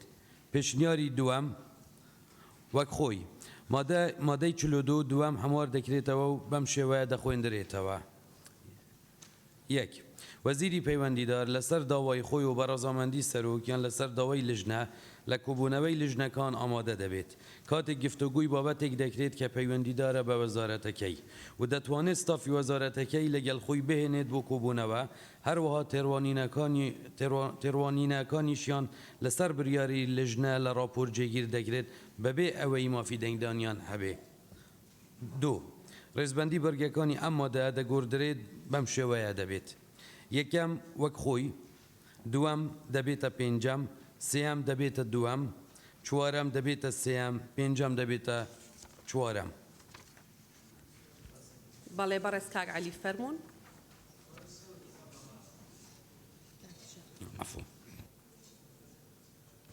بەڕێز سەرۆکی پەرلەمان پێشنیاز یەکەم منطقیان خەڵەتە نابێ بخرێت دەنگدان کێ کاتێ دیاریکا لە کاتێک دیاریکا کێم کاتە دیاریکا یعنی چەندەی لەکوێیە؟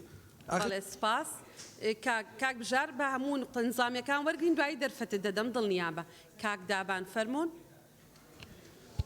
بەڕێز سەرۆکی پەرلەمان دیارە لە خوێندنەوەی دووەمی ئەم پرۆژەیە ئێمە قسەمان کردووە پێشنیار بووە تێبینیمان کردن ئەو کاتە پێم وابوو بەسەر لیژنەی یاساییە تێپەڕیۆ چکە لە ئەسڵی مادەکەیە کات هەیە کاتەکەی 3 ڕۆژە ئەگەر برادران یان هەر کەسێکی تر ئەم کاتی لاکەم ئاتوانێت کاتەکە بۆ نمونە زیاب کرێ بکرێت بە 15 ڕۆژ یا 10 ڕۆژ بەڵام خودی کاتەکەی تیانە بێ و لا ببرێ ئەمەیان خراپە چووکە هەر تەناقوس دروستەکە لە مادەی دوای ئەوە ئەڵێ لە کاتی دیاریکراوە کە تۆ کاتێکی نەبێت چۆن لە مادەکەی دوای ئەڵی لە کاتێکی دیاریکراوە و ئەگەر بەم شێوەیە بڕوا من گومانەکەم ئەم سەلاحیاتە بۆ دیاریکردنی کات دەستەی سەرۆکایەتی بۆ خۆی هێشت بێتەوە و ئەو سەلاحیاتە بخاتە لای خۆی و پێویستە ئەم کاتە دیاری بکرێەوە کاتەکە ئیتر ئایا 3 ڕۆژە 10 ڕۆژە 15 ڕۆژە تەبیعیە بەڵام ناکرێ ئەمە بەکراوی بەجێ بێڵێ ئەو کاتە دەستی سەرۆکایەتی بۆ بانگێش یاخود میوانداریکردنی هینێک بۆ خۆی بیهێڵێتەوە ئەبێ کاتەکە دیاری بکرێ. بڵێ بەڵێ دەست خۆش بێ هیوادارم گومان لە دەستەی سەرۆکایەتی نەکەی.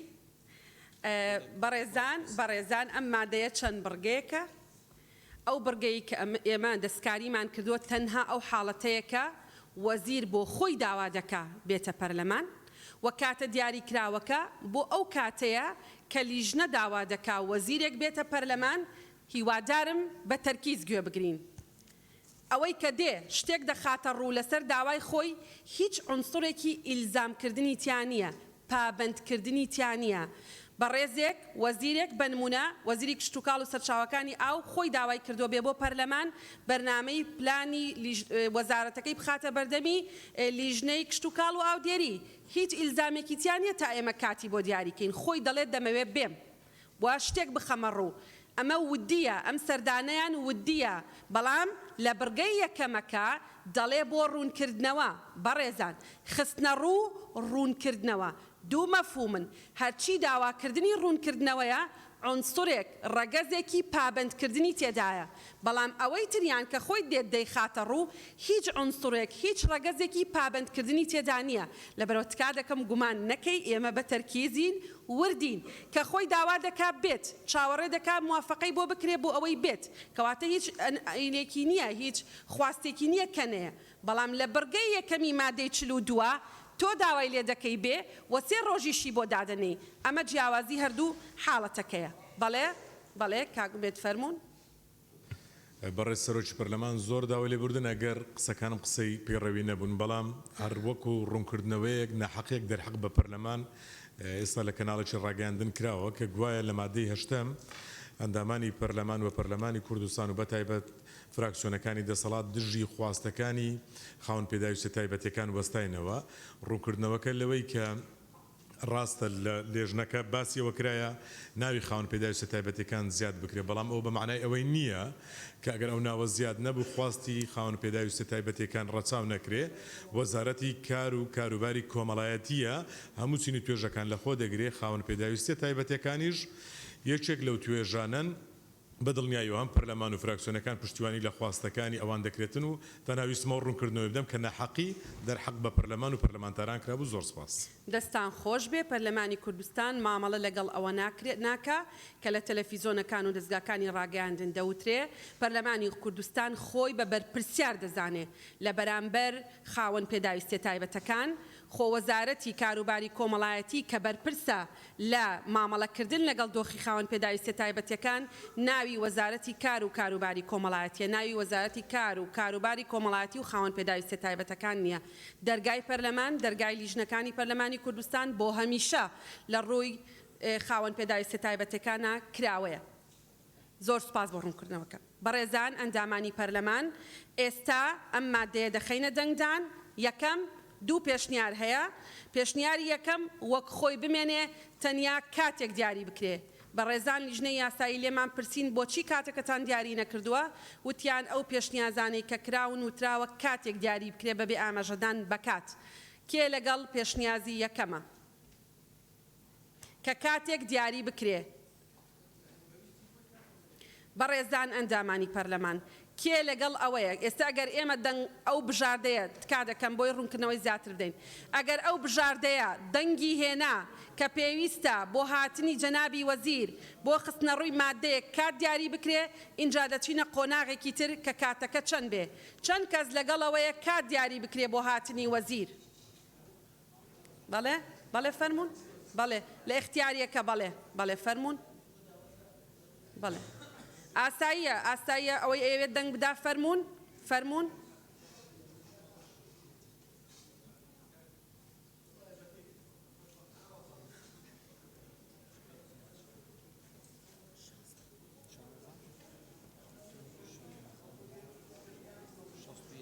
بەڕێزان ئەندامانی پەرلەمان زۆر سوپاس.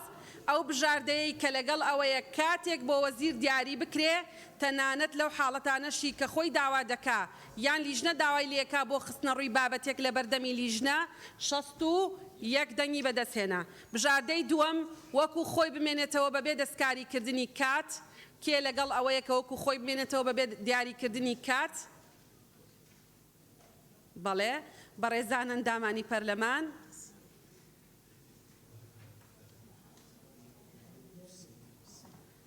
تەنها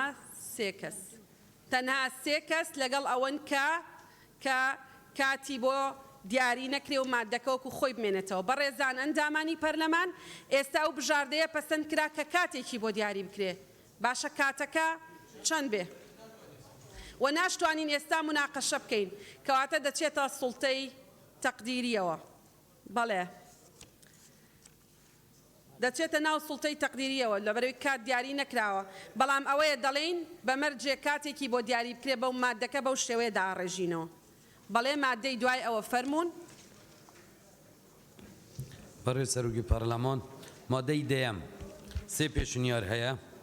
پێشنیاری یەکەم ئەگەر کەس وەلایەنی بانکرا و بێ پاساو لە کاتی دیاریکراودا ئامادە نەبوو ئەوە لیژنەی دەتوانێت لە ڕێی دەستەی سەرۆکاتیەوە دەسەڵاتی جێبەجێکردن ئاگادار بکاتەوە بە مەبەستی ئامادەکردنی داواکرا و بە گوێرە یاسا بنەما دەستگاهیکردنە سزاییەکان.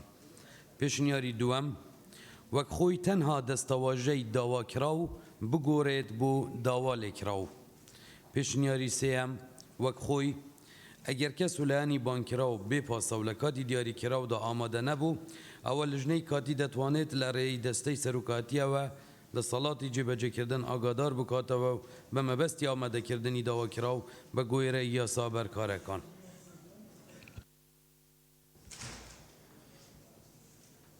بەڕێزان ئەندامانی پەرلەمان ئێمە بۆ مادەی دێمی هەموارەکە لە بەردەمی سێ بژاردەی هەر ئەندامێکی بەڕێزی پەرلەمان دەتوانێت دەنگ بە یەک بژاردە بدا کامیان زۆرترین دەنگی هێنا ئەوە پەسەند دەبێ. بژاردەی یەکەم ئەوەیە وەک ئەوە بمێنێتەوە کە لە ناو پەیڕەوەکە هەیە و بە گوێرەی قانونی ئوسوڵی محاکەماتی جەزایی ئەو کەسەی داوای لێ دەکرێت بێتە پەرلەمان دەسەڵاتی جێبەجێکردن مامەڵە بکە و ئامادەیان بکە کێ لەگەڵ ئەوەیە کە پێشنیازی یەکەم یان با بڵین ئەوەی لە ناو پەیڕەوەکەیە وەکو خۆی بمێنێتەوە با دەست بەرزکاتەوە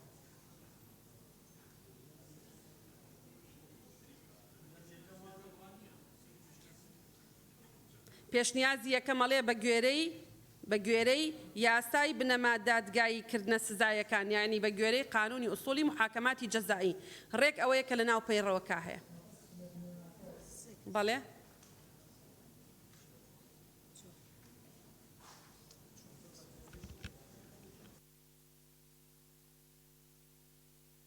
بەڵێ زۆر سپاس بە ڕێزان ئەندامانی پەرلەمان 4 کەس لەگەڵ ئەو بژاردەیە بژاردەی دووەم وەک خۆی تەنها دەستەواژەی داواکراو بگۆڕێ بۆ داوا لێکراو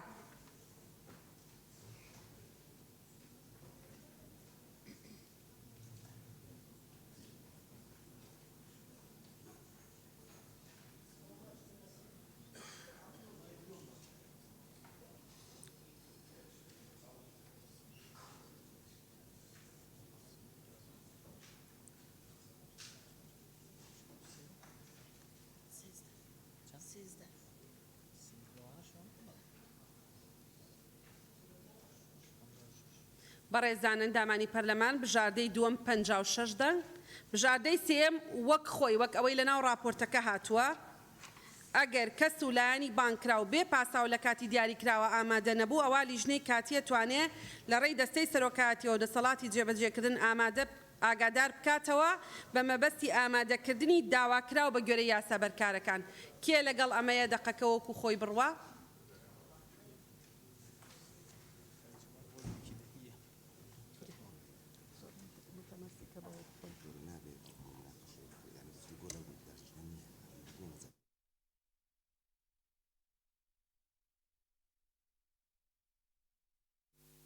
دوانزە کەس لەگەڵ بژاردەی سێهەمە زۆر سپاس کەواتە بژاردەی دووهەم بەدەنگی 56 ئەندامی پەرلەمان پەسەند کرا مادەی 11 فەرموون بەڕێ سەرۆکی پەرلەمان مادەی 11 پێویست بە هەموارکردن ناکات و هیچ پێشنیارێکیش لەسەر نییە بەڕێزان ئەندامانی پەرلەمان کێ لەگەڵ ئەوەیە کە مادەی 11 وەک ئەوەی کە بەڕێز سەرۆکی لیژنەی یاسایی خوێندیەوە پەسەند بکرێ فەرموون دەست بەرزکەنەوە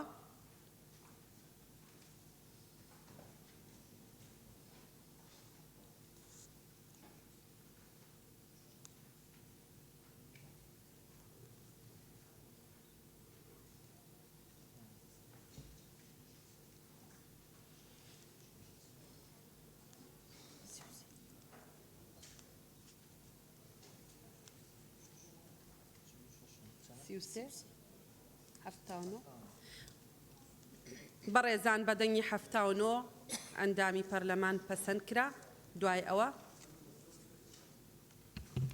بەڕێ سەرۆکی پەرلەمان مادەی 12 پێویست بە هەموارکردن ناکات و هیچ پێشنیارێکیش لەسەر نییە بەڕێزان ئەندامانی پەرلەمان هەر بە ڕێزێک پێی وایە ئەمە پێویست بە هەموارکردن ناکات و هیچ پێشنیازێکیش نییەوە کۆی لیژنەی یاسایی دێڵێ با دەست بەرزکاتەوە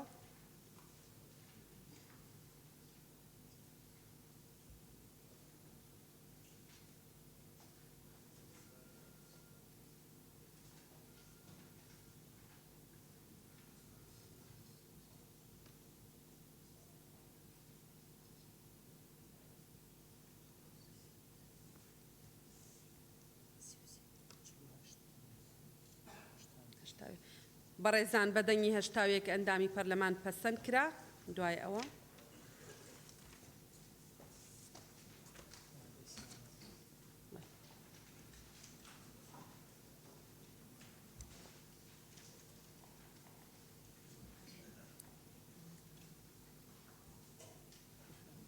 بەڵێ فەرموون بەڕێ سەرۆکی پەرلەمان مادەی 13 پێویست بە هەموارکردن ناکات و هیچ پێشنیارێکیش لەسەر نییە بەڕێزان ئەندامانی پەرلەمان هەر ئەندامێکی بەڕێزی پەرلەمان پێی وایە ئەو مادەیە پێویست بە هەموارکردن ناکە با بفەرمێ دەست بەرزکاتەوە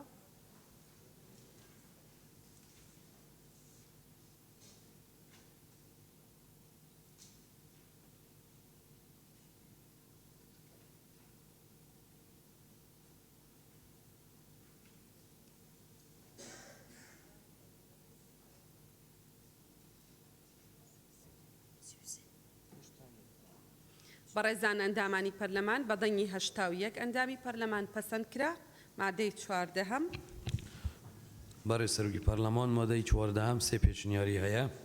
پێشنیاری یەکەم داڕشتنەوەی خاڵی دوو لە بڕگەی دووەم لە مادەی 79 بەو شێوەیە دەبێت. ئەگەر بووە مایەی لێککەوتەی دارایی لەسەر حکوومەت پێش خۆیندنەوەی یەکەم لە ژنەی پەیوەندیدار بانگێشتی وەزیری دارایی بکات بۆ هەڵسەنگاندن و تاوتوێکردنی لێککەوتەکان. پێشنیاری دووەم مادەی 79 بڕگەی چوارەم هەموار بکرێتەوە بەم شێوەیە. چوارەم پێویستە لە دەرچۆندنی ئەو یاسا و بڕیارە ڕەچاوی بارگرانی دارایی لەسەر حکوومەت بکرێت لەبەر ڕۆژنایی پرۆژە یاسایی بودجەی ساڵانەی هەرێم. پێشنیاری سێەم وەک خۆی مادەی 79 هەموار دەکرێتەوە و بەم شێوەیە دەخوێندرێتەوە. یەکەم پێشنیازی یاسا و بڕیار پێویستە مەرجە ڕەوالەتی و بابەتیەکانی پێشنیازە یاسا و بڕیار لە خۆ بگرێت. دووەم لە ماوەی 14 ڕۆژ لە بەرواری پێشکەشکردنیەوە لەلایەن لیژنەی کاروباری یاسایی بە هەمانگی لەگەل دەستەی سەرۆکایەتی بڕیار دەدرێت خوێندنەوەی یەکەم بۆ بکرێت لەسەر بنامای گونجاندنی لەگەل ئەم پێوەرانەی خوارەوە. یەک هەبوونی بابەتێکی گشتی یان بۆشاییەکی یاسایی یانبوونی کەموکۆری لە دەقەکانی یاسایەک یان بڕیارێک کە پێویست بێت یاسایەک یان بڕیارێکی بۆ دەربچێت. دوو ئەگەر بووە مایەی لێککەوتەی دارایی لەسەر حکوومەت پێش خوێندنەوەی یەکەم ئاراستەیان دەکرێت بۆ وەرگرتنی ڕەزامەندی سەبارەت بەو لێککەوتە داراییەی کە لە ئەنجامی دەرچۆندنی یاساکە دەکەوێتە ئەستۆی حکوومەت. بەڵێ دەستان خۆش بەڕێزان ئەندامانی پەرلەمان بۆ مادەی 14 سێ پێشنیار هەیە بەڵام پێش ئەوە هەموارکردنی مادەی 78 کە دەنگمان لەسەردا و پەسەند کرا تەسەلسولی 14 وەردەگرێ ئەمە دەبێتە 15 ئەمەی کە ئێستا بەڕێستان پەسەندیەکەن. یەکەم پێشنیاری یەکەم ئەگەر بووە مایل لێکەوتی مادەکە وەکو خۆی بەڵام تەنها بڕگەی دووەمە گۆڕێ. ئەگەر بووە مایل لێکەوتەی دارایی لەسەر حکوومەت پێش خوێندنەوەی یەکەم لیژنەی پەیوەندیدار بانگێشتی وەزیری دارایی بکە بۆ هەڵسەنگاندن و تاوتوێکردنی لێکەوتەکان. بەڕێزان ئەندامانی پەرلەمان هەر بەڕێزێک لەگەڵ ئەم بژاردەیە با دەست بەرزکاتەوە.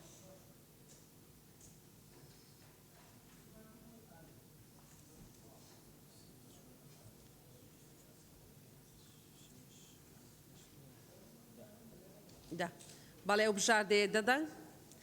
پێشنیاری دووەم مادەی 79 بڕگەی چوارەم هەموار بکرێتەوە بەم شێوەیە. چوارەم پێویستە لە دەرچۆندنی ئەو یاسا و بڕیارە ڕەچاوی بارگرانی دارایی لەسەر حکوومەت بکرێت لەبەر ڕۆشنایی پرۆژە یاسای بودجەی ساڵانەی هەرێم. هەر بەڕێزێک لەگەڵ ئەم بژاردەیە با دەست بەرزکاتەوە.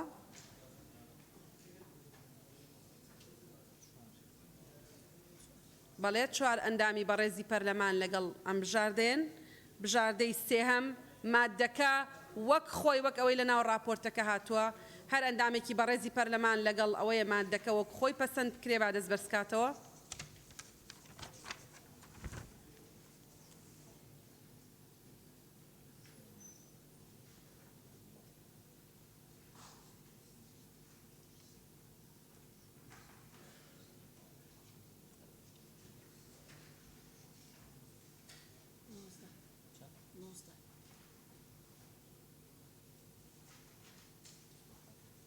بەڵێ بەڕێزان ئەندامانی پەرلەمان ئەم بژاردەی کۆتایی بەدەنگی 67 ئەندامی پەرلەمان پەسەند کرا. مادەی 15 فەرموون. بەڕێز سەرۆکە پەرلەمانی مادەی 15 دوو پێشنیار هەیە. پێشنیاری یەکەم مادەی نۆتۆیەک هیچ بەرگەیەک بۆ زیاد نەکرێت وەک خۆی بمێنێت. پێشنیاری دووەم وەک خۆی مادەی نۆتۆیەک بەرگەیەک بۆ زیاد دەکرێت و بەم شێوەیە دەخوێندرێتەوە. یەک چوارەم جگە لەو پێشنیازانەی کە بە گوێرەی بەرگەی دووەمی ئەم مادەیە بۆ دەنگدان ئامادە دەکرێن لەژنەی یاسایی بە ئەمانگی لەگەل لەژنەی تایبەتمەند دەتوانن لە کوبەندی ئەو بژاردانەی کە لەلایەن پەرلەمانتارەوە دەخرێتە ڕۆ بژاردەی تر بۆ خستنە دەنگدان ئامادە بکەن. دوو بەرگەی دووەم زیادە و پێویست بە ئامادەکردن ناکات. بەڵێ بەڕێزان ئەندامانی پەرلەمان ئێمە ئێستا بۆ مادەی 15 لە بەردەمی دوو بژاردەین. بژاردەی یەکەم مادەی 91 هیچ بڕگەیەکی بۆ زیاد نەکرێت و وەک خۆی بێوەک ئەوەی لە ناو پەیڕەو هەیە هەر ئەندامێکی بەڕێزی پەرلەمان لەگەڵ ئەوەیە ئەم مادەیە وەکو خۆی بێ وەک ئەوەی کە لە ناو پەیڕەوەکە هەیە با دەست بەرزکاتەوە.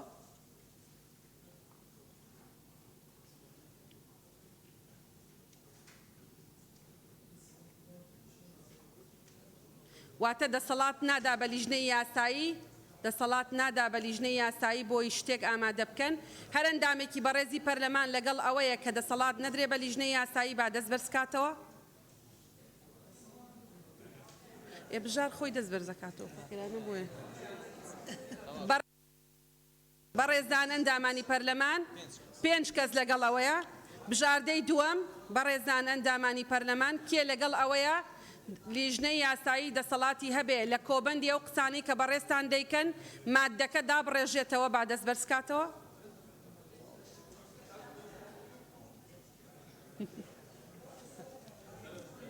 خەتای بژارە.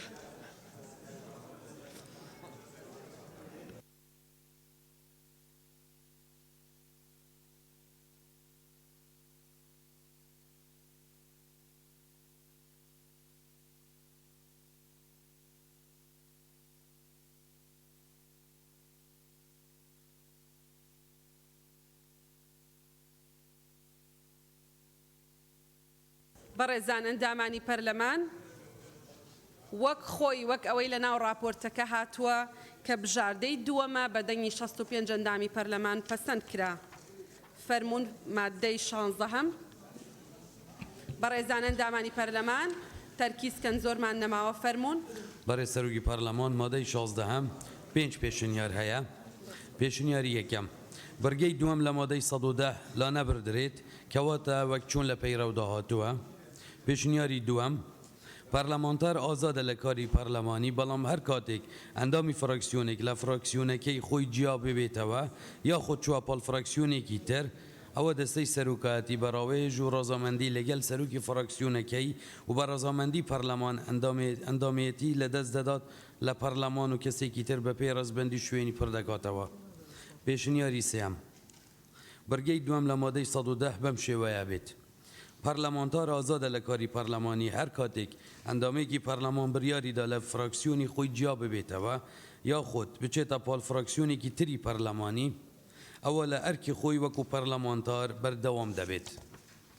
پێشنیاری چوارەم بەرگەی دووەم لە مادەی 110 بەم شێوەیە دەبێت پەرلەمانتار ئازادە لە فراکسیۆنەکەی جیا ببێتەوە فراکسیۆنێکی نوێی دروست بکات بەڵام بۆی نییە بچێتە نێو فراکسیۆنێکی ترەوە لە حاڵەتی چۆن بوو پاڵ فراکسیۆنێکی تر ئەوە ئەندامێتی خۆی لەدەست دەدات.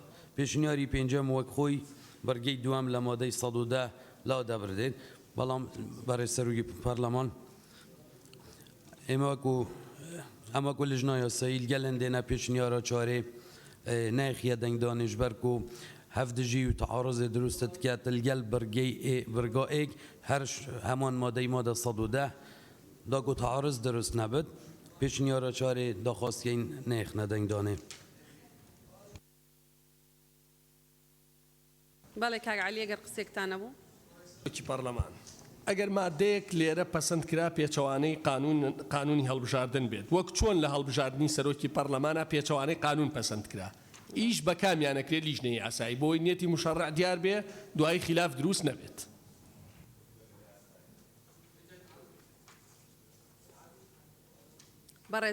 بەڕێزان کاک بژار دەرفەتدەن ئێمە من ڕوونکردنەوە دەدەم هەر کاتێ تعارض هەبوو لە بەینی یاسا و پەیڕە و کار بە یاسا دەکرێت جەدەلێکی قانونی زۆر هەیە سەبارەت بەوەی ئایا پەیڕە و خۆی قانونە یا قانون نییە ئەم جەدەلە قانونیە دەبێ ئێمە لە هۆڵی پەرلەمان بە ئالیەتێکی دیاریکراو یەکلایی بکەینەوە بۆ نمونە لە عێراق پەیڕەوی ناوخۆی ئەنجومەنی نوێنەرانی عێراق تیای هاتووە تەنها و مادانەی پەیڕەوە کە تعدیلەکرێن کە پێچەوانن لەگەڵ دەستور ناڵێ ئەوانەی پێچەوانن لەگەڵ قانون کەواتە خۆیان بە نەسی تەشریعی بردویانەتە مەرتەبەی قانون ئەمە یەک دوو بۆ هەموارکردنی ئەوەی کە ئەو مادانەی کە لە ناو پەیڕەوی ناوخۆی ئەنجومەنی نوێنەرانی عێراق هاتووە ئالیەتێک دانراوە میکانیزمێک دانراوە قورسترە لە میکانیزمی هەموارکردنی یاسا واتە مرتبەیەک لە یاسا زیاتریشی دراوەتی ئەمە هەر بەچی هەر بە قەراری مشەڕع ئەوەی بردوۆتە ئەو مرتبەیە سێ هەندێک بابەت هەیە بۆ نمونە شێوازی ڕێکخستنی دەستەی سەرۆکایەتی ئەنجومەنی نوێنەرانی عێراق و دەسەڵاتەکانی لەناو پەیڕەو هاتووە لەناو قانونی ئەنجومەنی نوێنەرانی عێراق و پێکهاتەکانی نەهاتووە لەگەڵەوەی بڕیارێکی ئەنجومەنی ببورن دادگای ئیتیحادیش هەیە بۆ هەندێک گۆڕانکاری لەسەر دەسەڵاتەکان و لەسەر شێوازی پێکهاتەکە و لەسەر ناوەکەی بەڵام تا ئەم لەحزەیە ئەنجومەنی نوێنەرانی عێراق مامەڵە بە پەیڕەوەکەی خۆی دەکا و مەرتەبەیەکی بەرزتر لە قانونیشی داوەتێ ئەوە ئێمەین لە پەرلەمان بڕیار دەدەین بە شێوازێکی معەن بە شێوازێکی دیاریکراو کە ئالیەتەکەی ئەگەر توانیمان لەسەری ڕێککەوین ئالیەتێکمان هەبێ کە پەیڕەویش بچێتە مەرتەبەی قانون بەڵام تا ئەم ساتەی کە ئێمە بەیەکەوە قسەی تیا دەکەین قەرارێکی ئەنجومەنی شوراشەیە چەند قەراراتی ئەوان ئیلزامی نییە ڕاوێژکاریە و عورفێکیش هەبووە هەر بەو شێوەیە بووە ئەم مەرتەبەیەک نزمترە بۆ من وەکو سەرۆکی پەرلەمان هەر کاتێک دژیەکی هەبێ لە نێوان مادەیەکی ئەم پەیڕەوە هەتاوەکو ئەو معالەجە قانونیە دەکەین لەگەڵ مادەیەکی یاسا کار بە یاساکە دەکەین بەڵێ فەرمونون لە ڕاستیە ئەوە بابەتێکی ترە لە ڕاستیە ئەوە بابەتێکی ترە بەڵێ ئایا پێویستە بیخەینە دەنگدان یا پێویست نییە بابەتێکی ترە بەڵێ فەرمونون لیژنەی یاسایی ئەگەر ئیزافەتان هەیە برای سرگو پارلمانی پراستی گلک جرأول دانشنی دوباره بد و فعلا جدلك قانونی هایی سر طبیعت و قیمته پیرو نافخو و کو نظام داخلی الگل یاسای جبرندی پیشنیارد کم بو جناب او سرکاتی پارلمانی بو اندامت پارلمانی کو الدانشنه که دا بتیام پروژه که بتیام پروژه پیش نیاز بریاره که به دنیا اکلاکر دا کو اف حالت دوباره نبته و راست آخفنت اجی پسند آخفنا جنابیت کم لی اگر امشلای که جیجی و سحکنه پیرو نافخوی پارلمان کردستانی قیمته که قانونی برسی هی یعنی طبیعت خدا سروشت خدا جبرکو اگر تماشای اجراعات تقدیم کرنا پیش نیاز قانونی بکین اشلای ده اندام پارلمان و درسته بله تقدیم کرنا پیش نیاز بو هموار کرنا پیرو نافخو اید پیتویا اکل سر چاره بتکو تکتا 28 اندام پارلمان و شلایگی دیو پیروی نافخوی پارلمان کردستان کومک اجراعاتان دیارد کرد که اف اجراعات تنظیمت کن دیارد کن چوا و که اساس کو یاسا پروژه یاسا یا پیش نیاز یاسات مرحله خود قانونی دا ببره تا حتی پسند بتد یاسا جبرن دید نام نفرد و فاکترن که بتویا حضرت دا بیت کرن و قیمت که قانونی بلند داده پیروی نافخوی پارلمان کردستان زور سپاس کاک جلال دەرفەت دەدەم دەرفەتتان دەدەم بەڵێ بەڕێز سەرۆکی پەرلەمان وەک لەو پێنج پێشنیاری لە بەردەستمانە دەیبینی تەنیا پێشنیاری یەکەم لەگەڵ پێشنیاری پێنجەم دەگونجێ لەگەڵ تعریفی فراکسیۆن کە لەم پەیڕەوەدا هاتووە و ئەگەر لە حاڵێکدا پێشنیاری دووەم و سێم و چوارەم دەنگ بهێنێ پێچەوانەی تعریفی فراکسیۆنە بۆیە گرفتێکی ترمان بۆ دروستە بێ من پێشنیار دەکەم بۆ بەڕێزت تەنیا پێشنیار یەکەم و پێنجەم بخەیتە دەنگدان لەبەرەوەی پێشنیارەکانی تر پێچەوانەی تعریفی فراکسیۆنە ئەگەر لەم پەیڕەوە ئەگەر لە حاڵەکە دەنگی بەدەستێنا سوپاس بۆ بەڕێز بەڵێ کاک سۆران فەرمونون دەست خۆش بێ بەڵێ بەڕێز سەرۆکی پەرلەمان پەیڕەوی ناوخۆ مادەی هەفتا و حەوت لە بەشی یاسادانان تعریفی مەبەست لە یاسادانانی کردووە چی دەبێ بە یاسا چی دەبێ بە بڕیار و چی دەبێ بە تعدیل دەرکردنی یاسا و بڕیار و هەمواری یاسا و بەرکارکردن هەموو ئەمانە پێناسەی کراوە بە یاسا ئەمەی کە ئەمڕۆ هەمواری پەیڕەوی نێوخۆی پەرلەمانە دەبێت جیاوازی بکەین لە نێوان پەیڕەوی نێوخۆی سندیکایەک تەنانەت پەیڕەوی نێوخۆی ئەنجومەنی وەزیران یا پەیڕەوی نێوخۆی هەر حیزب و شتێکی تر ئەم ناوە کە ناوی پەیڕەوی نێوخۆی پەرلەمانە بە هەموو ئەو ڕێکارانەی مادەی هەفتا و هەشتی پەیڕەوی نێوخۆ ڕێکار کراوە دەرچوێندراوە کە یاسا و بڕیار و ئینفازی یاسای پێ ئەکرێ پێم سەیرە لەم پەرلەمانە بەم پەیڕەوە بوترێ قانون نییە ئەم پەیڕەوە قانون هەر ڕێکارێکی بڕیوە بۆ بە یاسا ئەم پەیڕەوە ئەو ڕێکارانەی بڕیوە تەنانەت هەموارەکەی کە پێشکەش کراوە بە هەمان ڕێکاری پێشنیازی یاسا 29 ئەندامی بەڕێزی پەرلەمان پێشکەشیان کردووە. من وەکو ئەندامی ئەو لیژنەی ئامادەکاریی پەیڕە و لە خولی پێشوو گەیشتبووینە ئەوەی کە ئەم پەیڕەوە قووەتی لە قانون بەرزترە چونکە قانونی ئەسڵەن پێ دەرەکرێ لە هەندێک وڵات بەشێکە لە دەستور نایەتە خوارەوە لە خوار دەستور بۆ یاسا لە سەروی یاساشەوەیە وی پێم سەیرە هەر لە یەکەم ڕۆژی سوێن خواردن بە سوێن خواردنی پەرلەمانتاران لەم خولا گەڕاینەوە بۆ یاسای هەڵبژاردن لە کاتێکە ئەمە من تەسەورەکەم هیچی کەمتر نییە لە قانونە بەڵام ناوی پەیڕەوی ناوخۆی پەرلەمانە زۆر سپاس. دروست وایە ئەمە لە ڕووی تەفسیر و زمنن بەڵام بۆ ئەوەی شتێک حکمیشی لەسەر بدرێ باشترە بە نەس معالەجە بکرێ. ئەو پەیڕەوانەی کە جەنابەت باسیەکەی بۆ نمونە لە مصر و لە لوبنان و لەوانە لە ناو پەیڕەوەکانیانە هاتووە ئەڵێ لە هەر کاتێک ئەم پەیڕەوە دژ بوو لەگەڵ یاسا ئەو لەوێت بۆ یاسایە یان کار بە هیچ دەقێکی یاسایی ناکرێت کە ناتەبا بێ لەگەڵ ناوەڕۆکی ئەم پەیڕەوە. ئێمە ئەگەر مەبەستمان بێ ئەم پەیڕەوە لە جەدەل و لە مناقەشە دەرکەین و مەرتەبەکەی تەحدیدکەین ئەبێ بە نەسێکی تەشریعی تەحدیدیکەین کە ئەم پەیڕەوە مەرتەبەی قانونی هەیە یان نیەتی ئەگینا تا آخر لەحظە هەر قابلە بێ بۆ جەدەل قابلە بێ بۆ مناقەشە. بەڕێز سەرۆکی لیژنەی قانونی قسێکتان نییە؟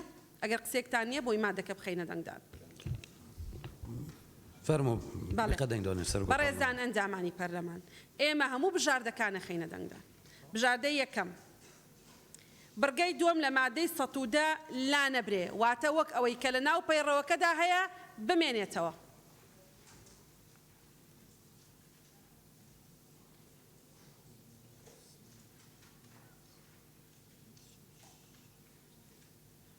بەڵێ حەوت کەس دەنگی بەو بژاردەیەدا. بژاردەی دوای ئەوە پەرلەمانتار ئازادە لە کاری پەرلەمانی بەڵام هەر کاتێ ئەندامی فراکسیۆنێک لە فراکسیۆنەکەی خۆی جابێتەوە یاخود چووە پاڵ فراکسیۆنێکی تر ئەوە دەستەی سەرۆکاتی بە ڕاوێژ و ڕەزامەندی لەگەڵ سەرۆکی فراکسیۆنەکەی و بە ڕەزامەندی پەرلەمان ئەندامێتی لە دەست دەدا لە پەرلەمان و کەسێکی تر بە پێی ڕیزبەندی شوێنی پڕ دەکاتەوە. هەر ئەندامێکی بەڕێزی پەرلەمان لەگەڵ ئەم بژاردەیە مامۆستا عەبدولستار دەتوانی دەنگ بە یەک بژاردە بدەیت؟ بەڵێ فەرموون. یەک کەس تەنها یەک کەس. پێشنیاری سێم پەرلەمانتار ئازادە لە کاری پەرلەمانی هەر کاتێک ئەندامێکی پەرلەمان بڕیاریدا لە فراکسیۆنی خۆی جابێتەوە یا بچێتە پاڵ فراکسیۆنێکی تری پەرلەمانی ئەوە لە ئەرکی خۆی وەکو پەرلەمانتار بەردەوام دەبێ. هەر ئەندامێکی بەڕێزی پەرلەمان لەگەڵم بژاردەیە با دەست بەرزکاتەوە.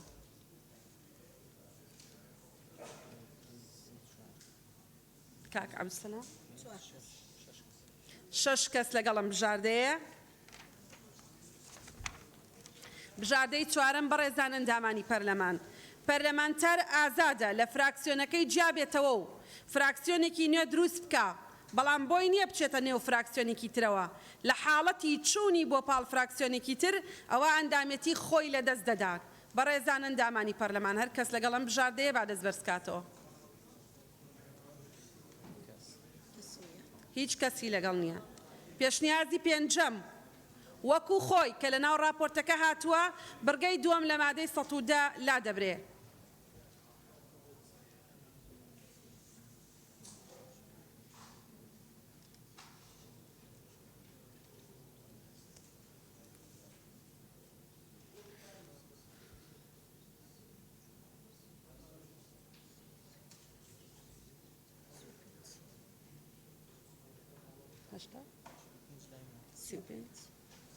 بەڕێزان ئەندامانی پەرلەمانم بژاردەیە بە دەنگی 8 ئەندامی پەرلەمان پەسەند کرا. فەرموون بەڕێز سەرۆکی لیژنەی یاسایی هۆکارە پێویستەکان. بەڕێز سەرۆکی پەرلەمان هۆکارە پێویستەکان وەک خۆی و هیچ پێشنیازێکی لەسەر نییە.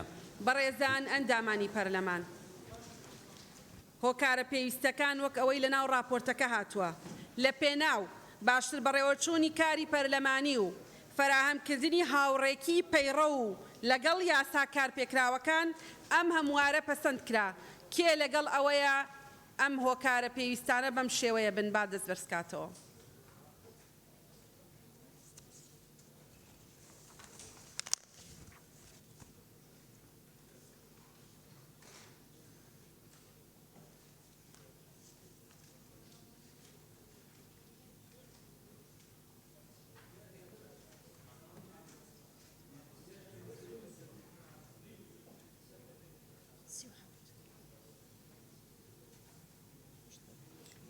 بەڕێزان ئەندامانی پەرلەمان هۆکارە پێویستەکان بە دەنگی 85 ئەندامی پەرلەمان پەسەند کرا. بەڕێزان ئێستا کۆی هەموارەکە دەخەینە دەنگدان.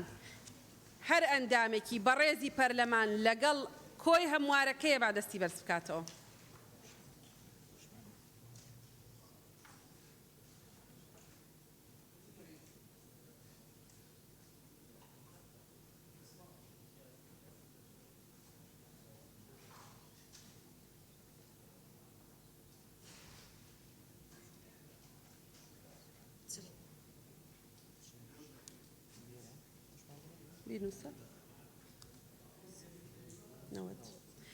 بەڕێزان زۆر سوپاس.